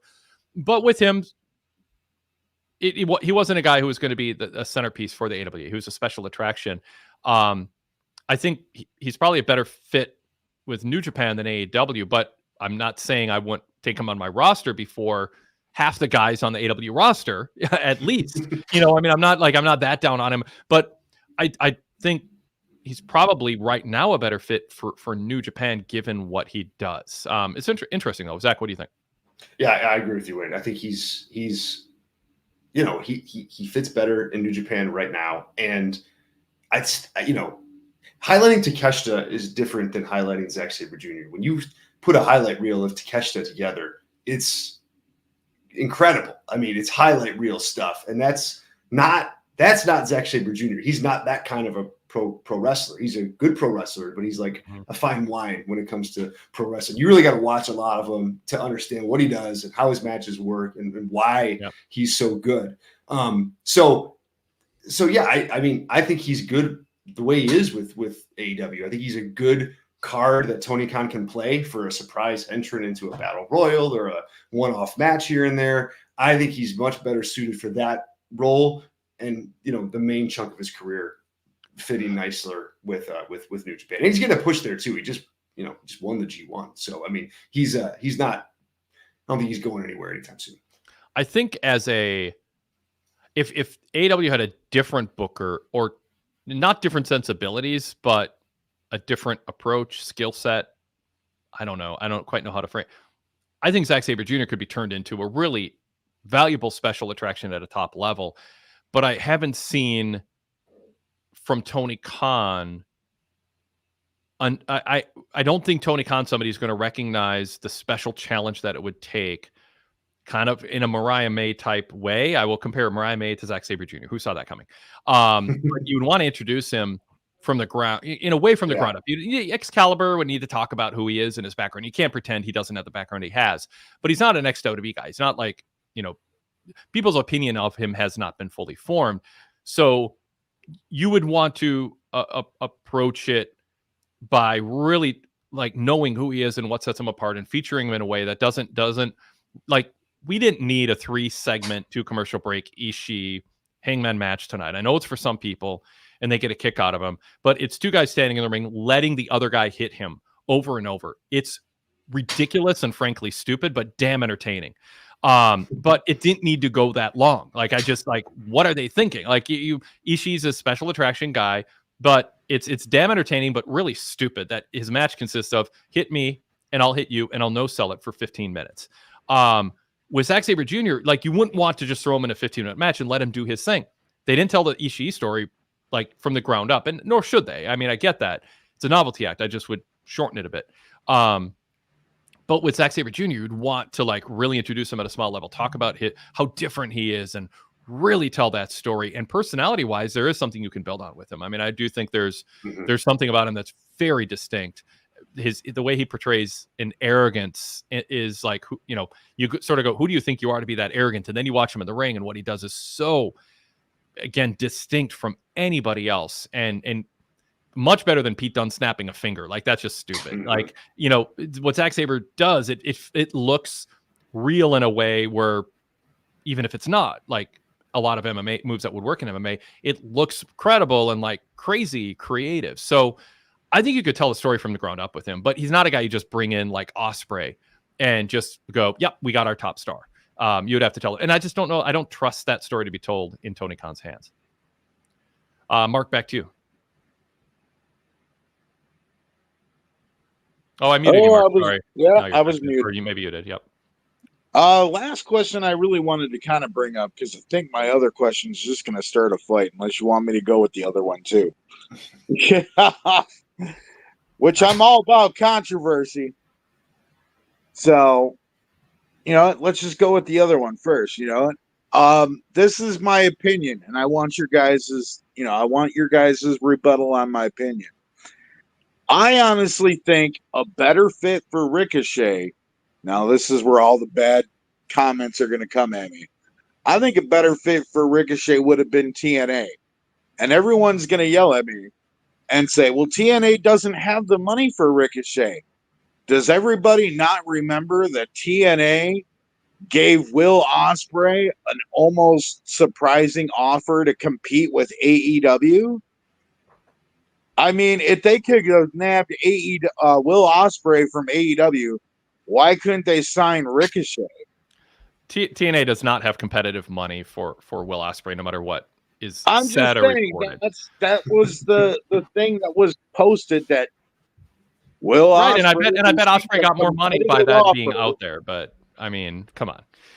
No, but Mark, your point, I'll take your point even without buying into the idea that TNA was anywhere in the neighborhood with Ospreay that AEW was. There's a lot of bidding wars that exist in rumor in order to boost a price. Although Tony's not stingy anyway. I mean, Ospreay's a big star. I think the offer for Ospreay was the offer for Ospreay. But I don't want to dwell on that.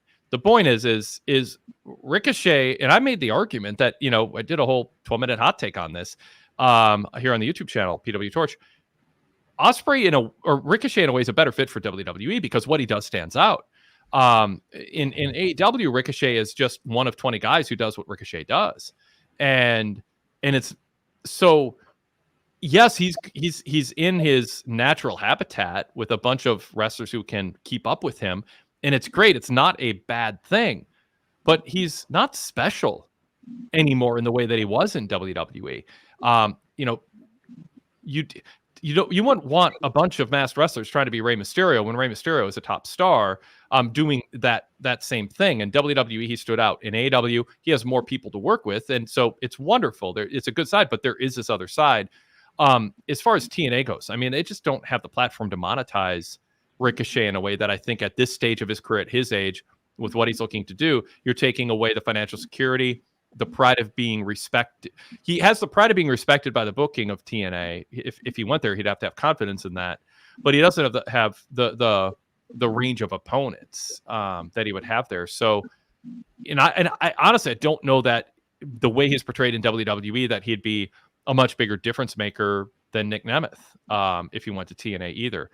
So I think I get to a degree where you're coming from, Mark, but I think Ricochet is the best fit for him for what Ricochet wants at this stage of his career is AEW. Money, respect, a spotlight, a lot of opponents that he can shine against. Zach, what do you think? Yeah, totally agree. Like, I think you hit the nail on the head. I can't add too much. I think it's a better AEW's a better fit for Ricochet at this point. He gets like good money, like bigger than TNA crowds, like bigger potential, to move up, like that's all there. And TNA's TNA, like that's what they are and who they are. Like, I don't think he's going to impact them one way or the other. But as far as like your comment, Wade, about like not being able to stand out in AEW, I thought that showed itself tonight on the show. Like I thought his debut left a little to be desired. Like I thought he looked a little slow in there to me. I don't know if he was like got blown up, like, but there were times where I was like, all right, he's going for a big move, and it was just kind of like, oh, I'm gonna like dive out of the ring and hit. And even with somebody like Kyle Fletcher, who's not known as like a Ricochet high flyer, but he's a guy who can work fast. He's crisp. He can do big moves. He can take big bumps. Like so in some ways it's like he's a good opponent, but in other ways he did not help Ricochet stand out. And them going as long as they didn't help Ricochet stand out either. So yes. I was kind of, not that he looked terrible, but he very much was like, okay, he looked more on Kyle Fletcher's level than Big Star pulling Kyle Fletcher up. And that's the criticism of AEW. I mean, from the beginning, too many mid-card wrestlers going way long with main event wrestlers. It is what Tony Khan believes in. I don't know if anyone's ever asked him to, defend or explain his approach, but I mean, I think we can, surmise from what we've seen of him that he believes good wrestling is the top priority over whatever message match length sends that runs contrary to turning people into stars. You bring Ricochet in, and you're like, well, he can't be a star unless we give him plenty of time to work against a really good worker. Well, yeah, but you're telling a story here that it took him that long to beat a tag team specialist who's the fourth guy in his faction or whatever. I mean, it's just right. The premium put on good lengthy matches, and sometimes they're just long and they're not good. And I mean, but I mean, when a lot of this show, like there was a lot of content on it, but some of it did sort of feel like we're exhausted from traveling to London. Let's just throw some guys out there for long matches, 17-minute matches. Yeah. I want to throw in the quote so I don't forget. Taz is the one who said during the Casino Battle Royal, I feel Ricochet is going to fit right in. Yeah. It's True, but that's a flaw, not a feature. Like Yeah. what you want to say is Ricochet is going to stand above everybody in a certain way. And what Taz is saying is, oh, he's going to fit right in because there's a bunch of other Ricochets around here doing what Ricochet does. And Taz didn't mean anything negative by it. It's just a statement of fact, but it backs up my point that he is in what you're observing tonight, what you noted, which is he isn't standing out as something better than, I mean, yeah. I don't know. I think he's going to get a little bit lost. He's not unique, and he was unique in WWE. Yeah, like I remember like back in like, I don't know, it was, I think whenever Rey Mysterio made his debut in WWE, I think it was against like Chavo Guerrero or something like that. And like the match just existed for Rey Mysterio to do all his cool stuff. And then he beat Chavo Guerrero in like, I don't know, 5 minutes or something like that. But the idea was that there's a singular purpose. A singular purpose. Showcase Rey. Showcase Rey. And like, this is why you should like him. And tonight, it was like, you didn't get that from Ricochet. Like he was selling and he was getting beat up and he was tired. And like that runs counter to like what Ricochet is. I think tonight you wanted to showcase this fast-paced guy who could do some really cool moves off the top rope and like unique offense and fast offense. And it's just, I really think you didn't see any of that tonight. I think that they missed on all of that in favor of having a good match that if we weren't going to be talking about it right now, we're an hour and 40 minutes into the show. Like if we would have just left it off, I don't think anybody would have been bothered by it. And that's, that's not how you promote big stars. No. And that's not Tony's strength. This isn't. James in the chat says MJF isn't going 50-50 with Julius Creed his first night on Raw. Right. Yep. I mean, it would be a good match, but the goal of wrestling is not good matches. I mean, it is a necessary ingredient for sure, but you cannot book like that is the end goal. That has to be a given that comes through because you hire the right wrestlers who are very talented at telling their stories, but you have to book like that almost doesn't matter.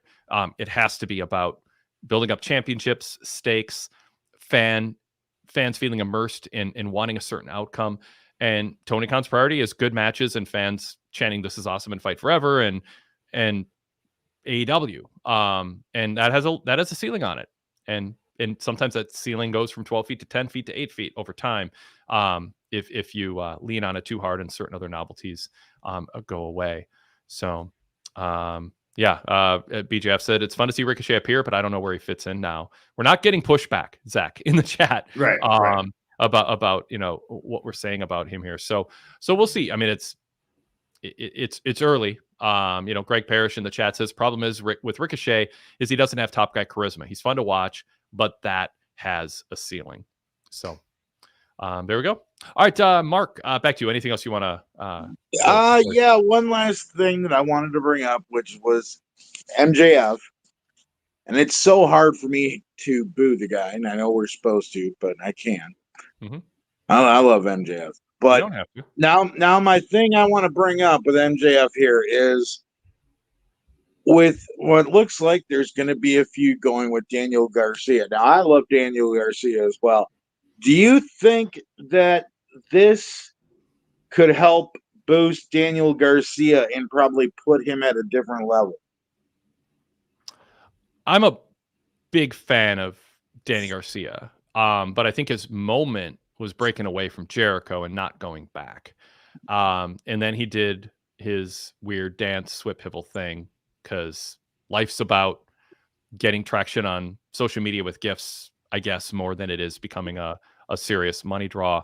But if there's a chance to get him repair what I would say has been damage over the past year plus with him, this is a good route. I think there is MJF mixing it up with MJF on a pay-per-view is a way and Garcia showing a more serious side. I mean, it's just, the whole swivel your hips thing and then Matt Menard being his friend, but being against it. It just never got fleshed out. What does it mean? And it's just this weird appendage that didn't really work, but got a reaction, but enough about Billy Gunn. And so I would like to see Danny Garcia against MJF as a match. I want to see Danny Garcia as a clear-cut babyface. I want to see him as a serious guy who stands for something that is the opposite of MJF. And so I think there's real potential here, and I hope it goes beyond All Out. Zach, what do you think of Garcia and my framing of it as we lead? But he's got to swivel his hips once in a while. I mean, no, he does not. He shouldn't. Honestly, he shouldn't do it for like 12 years, and then there should be like a moment where it'll pop up, huge crowd, because he'll take like a Ron Simmons where he goes, damn. No, not like Ron No. Simmons. No, that's a terrible example, Mark. Ron turned that into into just this poorly executed trope. He doesn't know. I'm gonna say this. I've said it before. He didn't even know how to say "damn."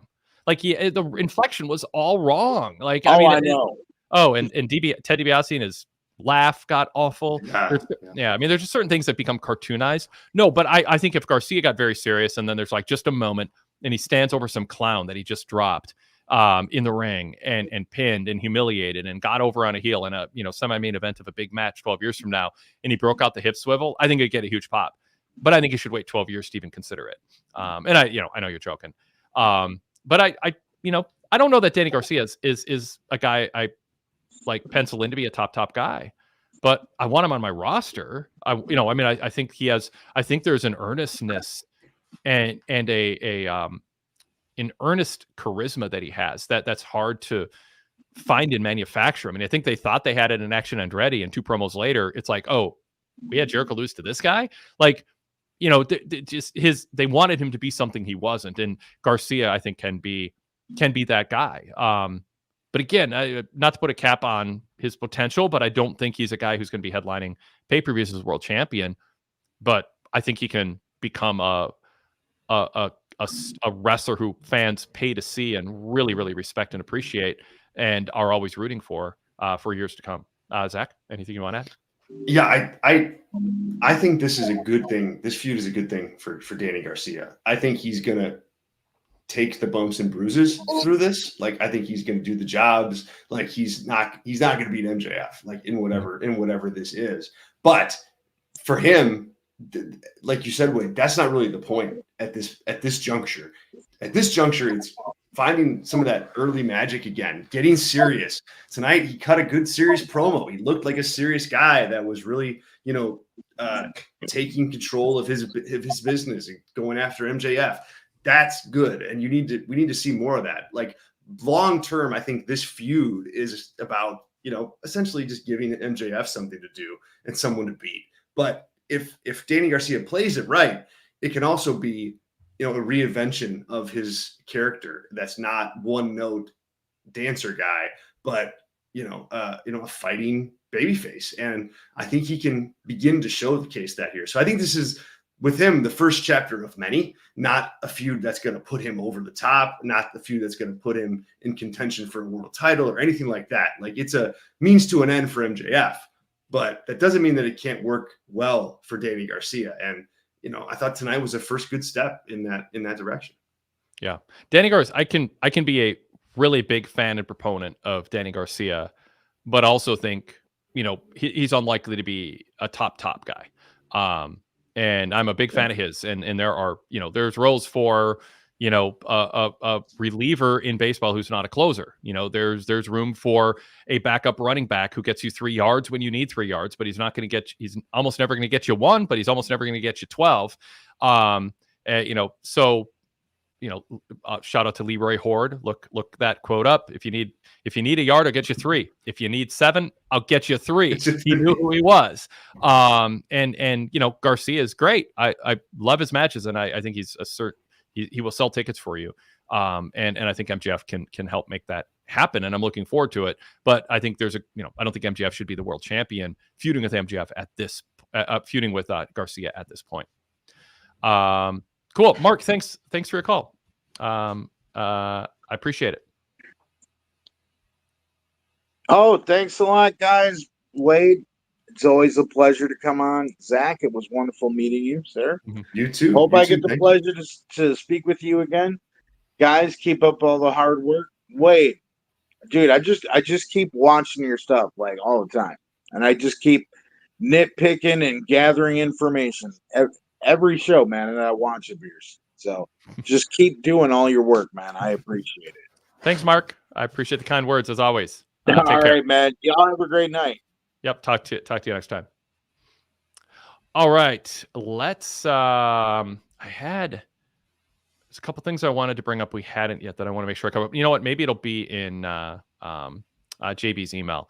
Let me roll over to that, and then we'll wrap up soon here. I know we're running long. It's getting late. JB for Detroit says, I'm glad the announce crew acknowledged that Mox's appearance was not scheduled and not how they planned to start the night. Thought that was a nice touch. What do we make of Mox's appearance? He seemed much darker, more angrier, not very face-like, even if we're talking a face with an edge. Could he perhaps be transitioning to full-time heel? I'm intrigued with a potential Mox Darby feud. What do we make of the Mox Shafir interaction? Are they forming a stable, perhaps one opposite the BCC, leading to Danielson and Mox in one of BD's final matches? We talked a lot about it. I don't think we have any answers yet. I think it's fine. We don't have answers. I don't hold that against them at this point. I just hope they have something good in mind, and it corrects the course on the BCC, chapter. Yes, I agree. And I also think that in the case of Moxley, like if they're going to try to go down the heel route with him again, they have to have something like really good. Yeah. Because fans want to cheer him. Yeah. It is an uphill climb, to be really cliche about it, like to get him booed. I mean, it's so difficult. So, if that's the plan, like you already have to have something good for a story like this, but if it's heel Moxley, you really have to have something good, and we'll see. It remains to be seen. Absolutely. I think that Hangman needs to take the yelling during his promos down at least 2 notches. Totally agree. I'm just pretty notoriously anti-yelling in promos. I think the best promos, even from people who can yell, are when they're talking softly. Tip of the hat to Sid Vicious. He was great he'd yell and froth, but then he'd talk soft and you would listen. Jake Roberts knew soft talking is how he got people's attention. MJF just over modulating in the yelling, and he was doing good in this tonight, and then he yelled at the end. At least it stood out because he waited till he got to the main topic to yell. But I would be happy with no yelling by MJF for all of 2025. I think I think his promos would be better if he decided not to yell. I do like the fact that a steel cage match makes sense for Swerve and Hangman at All Out. Swerve as a face was the one who suggested it to quell any objections Hangman had regarding Prince Nana, Brian Cage, etc. in the past. That was a logical part of the promo. Let's do a cage match. If you're distraught over me beating you because I had help, let's just do it a cage. Keep us in, keep everybody else out. That was a good line. The Punk, Drew, and Swerve Hangman feud share certain parallels, specifically the idea that Drew can't get Punk out of his head and Hangman can't get Swerve out of his head. Also, the concept of what is face and what is geek in both feuds has been muddled at times. Did he mean geek or heel? He wrote geek. I think he meant heel. Face and heel, yeah. Yeah, I read it on processing. Autocorrect is rearing its head there, I think. Totally. JB says, is Danny Garcia worthy and already of a sustained feud with MJF? On the one hand, this seems like a drastic push up the card. On the other, I can see motivations to elevate Garcia as quickly and effectively as possible to create another star. Yeah, I mean, just keep in mind, you want him to be your number 6 babyface. Like, that's great. Like, and you can go a little higher, a little lower, depending on, who he's feuding with. But if he's my number 6 babyface, I filmed that spot really, really well. He's my 3rd wide receiver on an NFL team, whatever, bring out the analogies. He's going to be good and reliable. Yeah. And I just think too that, like, I think everybody should be ready. Like, if it's going to happen, like in this feud with MJF, it's going to happen in losing, in defeat. Like, I don't know if you think that, he's going to have this crowning moment over MJF. Like, I think this ends with him getting beat, but that doesn't mean it doesn't mean it can't be impactful for him. Like, there's ways to tell a story that he loses, but he almost won or could have won or gave MJF a bigger fight. But he's at the stage where the Hogan Kidman example, like Hogan let Kidman beat him and then he just couldn't stop bragging about how, look, I put a guy over. He put someone over he knew was no threat to him. Like, it was, people buy into that. Like, oh, Hogan put over Kidman. If you live through it in real time, Kidman had no chance at that point to become a top star. Hogan lost to somebody who was no threat to him, but he wanted the bragging rights. He's putting young guys over, but he, buried Bret Hart. Like, I mean, so anyone who's the threat to him, he didn't put over. MJF's not that kind of, political animal, and that's not the strategy. I think he just genuinely respects and wants to work with Garcia and elevate him. But Garcia doesn't need to beat him to be elevated. Right, exactly. Yeah. And you don't need to have him get knocked out with a diamond ring either. I mean, just Garcia can lose to MJF, and that can be part of the journey he's on. Yeah. Speaking of which, JB says, I like the fact that Ricochet talked about his journey in his introduction to AEW and the vignette tonight. They also did a decent job promoting the main event to Wade's approval. That should not be something I'm identified with, like actually letting people know what your main event is going to be, and promoting it. The Mercedes Moné backstage segment was a bit confusing. Isn't Private Party a heel act right now? If not, they were certainly acting heelish. The heel Moné told them off, which would be a face-like move. Also, Okada being in the segment felt really random. Private Party is another act that, like, I mean, you can watch every episode of AEW Dynamite and a sprinkling of Collision and Rampage and not really have any sense of how you feel about them. No, not at all. Not at all. And it just, you can say that about too many, like, people that are in their spot on the AEW at that level, I guess. Yeah. And it's just, and that made it all the more bizarre. Like, it was already bad, but that was just weird. Yes. JB says, I like that they finally highlighted Takeshita's strong G1 run on Dynamite tonight, but I don't like that for his AW return, they're sticking him on a random 4-way against lower mid-card guys that Excalibur arbitrarily called huge. Save your credibility, wrestling announcers. The Beast Mortis. Who else is in that? It was Commander. Commander, and yeah. Somebody else. I mean, why?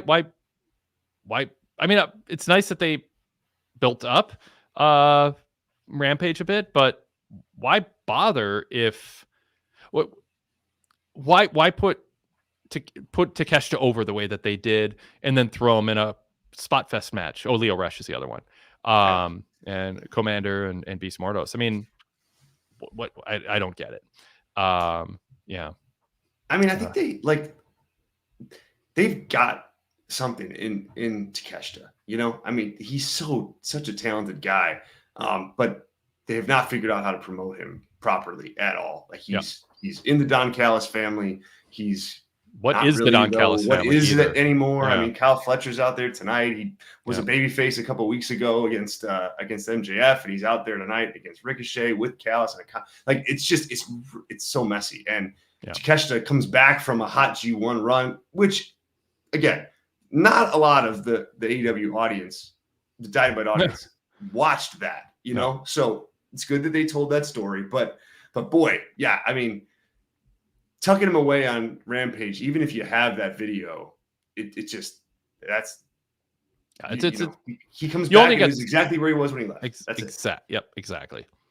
Finally, JB says it felt kind of odd that Jack Perry attacked Danielson to close the show, even though Bryan Danielson already has a title defense scheduled for Darby at Grand Slam. Are they going to squeeze in a Danielson Perry match at All Out on what would essentially be a 1-week build? If so, then the guaranteed match with Darby makes less sense in hindsight. They should have saved that for further down the road. I mean, maybe Jack Perry beats Danielson and we get Darby and Perry again. I don't know. I think the idea is that, like, Darby has a title shot, not a match against Bryan Danielson, you know, like, so right. But you need the AEW world title to be defended at All Out. I mean, you got to have the world title in the show. So the idea of first come, first served is not, I mean, Bryan Danielson's fantastic. One of my favorite wrestlers to watch. I don't like his booking mind. I just don't. I think he's so good in the ring. People like give him a ton of extra points for his creative booking mind. And I mean, he talked about it recently. We put some quotes up at PWTorch.com today, you know, talk about the Eco title. And it was just, that storyline made no sense. He's like, you know, oh, Vince McMahon, let me go with it. Of course he did, because you were talking about how it'd be good for the planet for us to maybe not have, you know, contribute to climate change, and you were willing to be positioned as a heel who 15,000 people were booing for saying the most sensible, important things for the future of humanity on this planet. Of course Vince was for that, and it was an idiotic gimmick.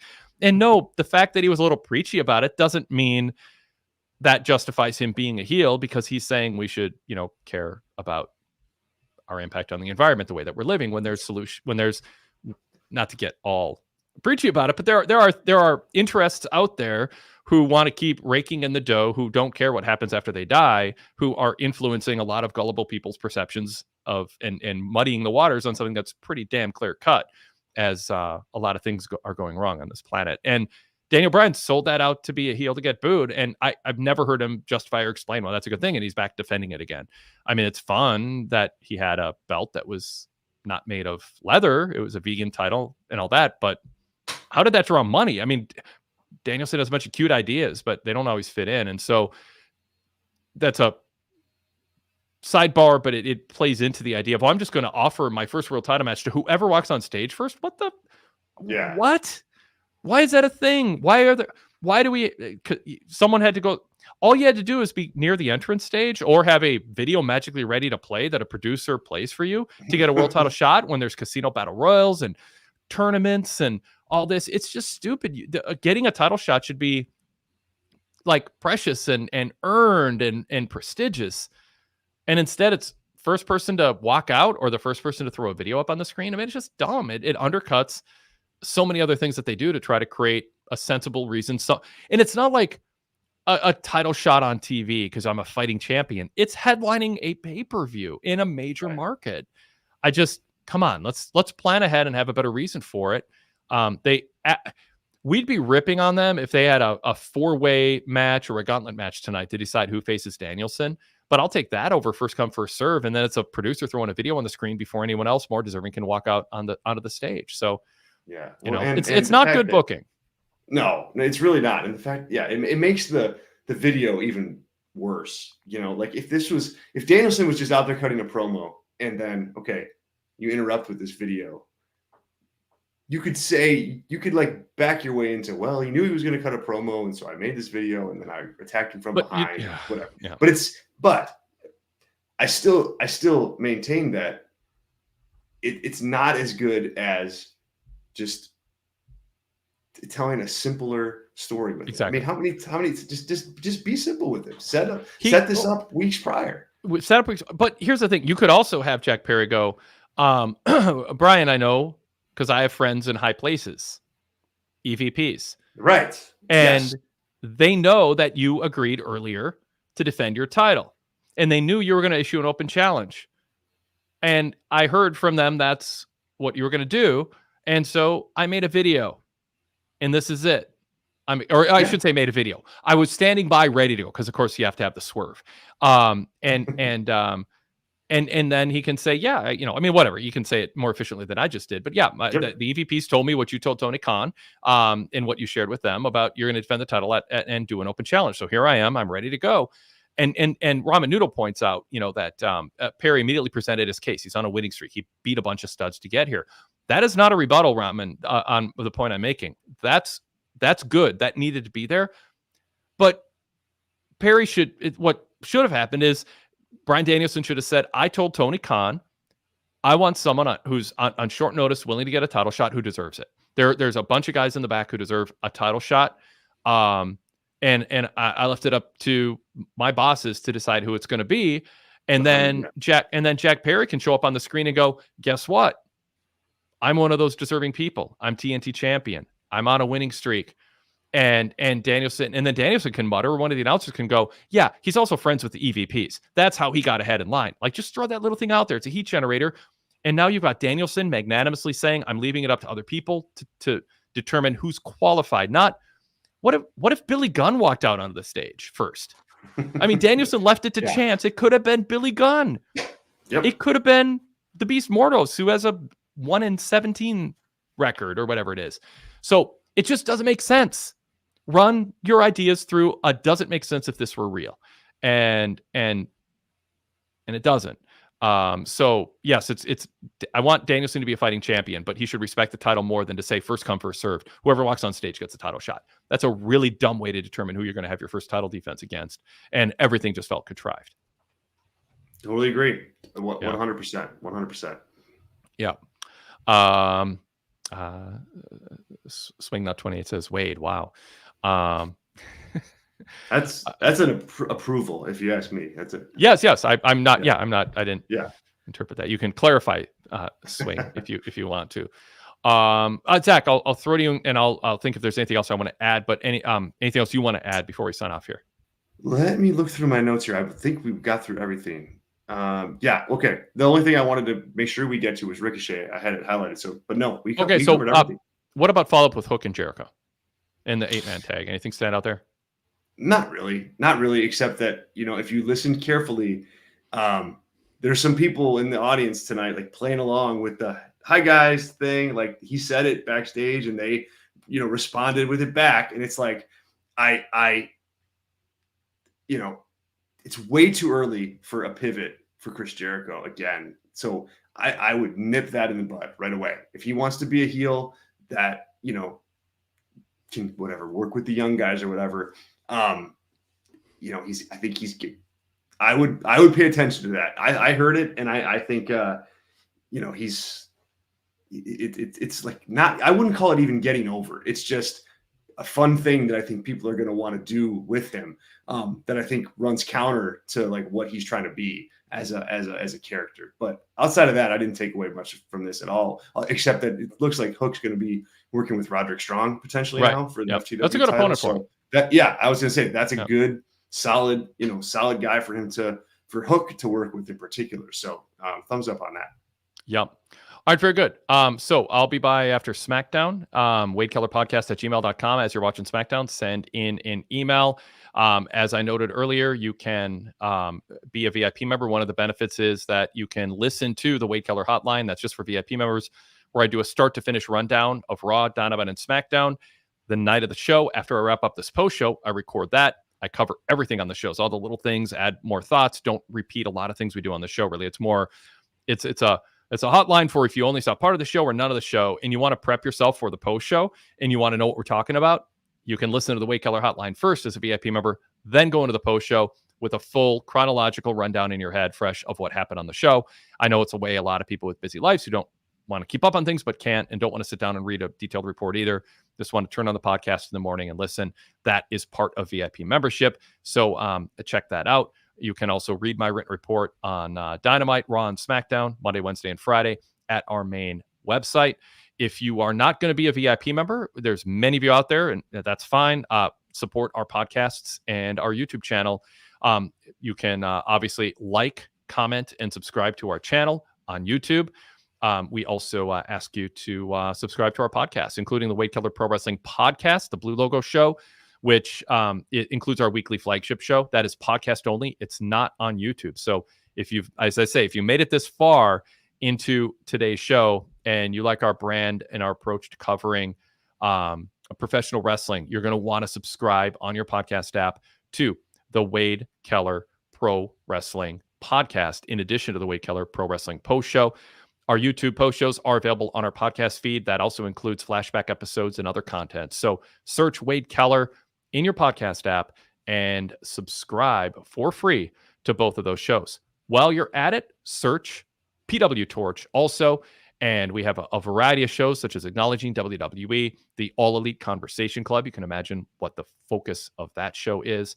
And the 90s Past Cast, looking at a 30 years ago Pro Wrestling Torch newsletter, Coast to Coast, looking at the indie scene, so much more. Just check it out. It's free. Search PWTorch to subscribe. But better yet, go VIP or give us a try with a 7-day free trial on Patreon. Patreon.com/PWTorchVIP. All right, Zach, thank you once again for being here, and again, give that last plug for your stuff. Thanks so much for having me, Wade. This was an absolute blast. Always fun to talk wrestling with you, and especially here, on YouTube, face to face with the audience. Just tremendous. So thank you for having me.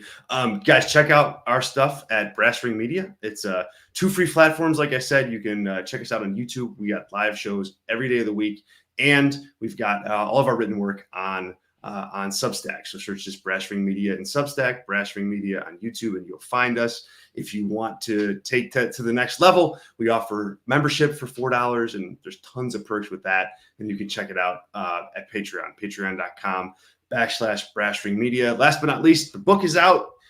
You can, it's called Stunning, the Wrestling Artistry of Steve Austin. You can pick it up on Amazon right now. I think if you like this show and like talking wrestling the way that we talk about it here and the way Wade talks about it here, you'll like this book. And so hopefully you give it a try. And right now, Amazon, they're running about, I don't know, day and a half, 2 days. So you get it really quick. So let me know. And thanks in advance. So I'll throw up to close out. I've been throwing up as you talked, Zach, a few of the stray chat room comments that I flagged to throw up on the screen, just to let people have their say. So our YouTube viewers got to see those. I will throw up some love for you. A Milano 20 says, I believe in Zack Heydorn. All right. Adam Kidd said, my two favorite guys together again.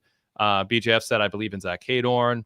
And A Milano 20 says, let's go. I'm one of the biggest Zack Heydorn guys out there. So well, thank you, everybody. I appreciate it. And I thank you. And Wade, thank you.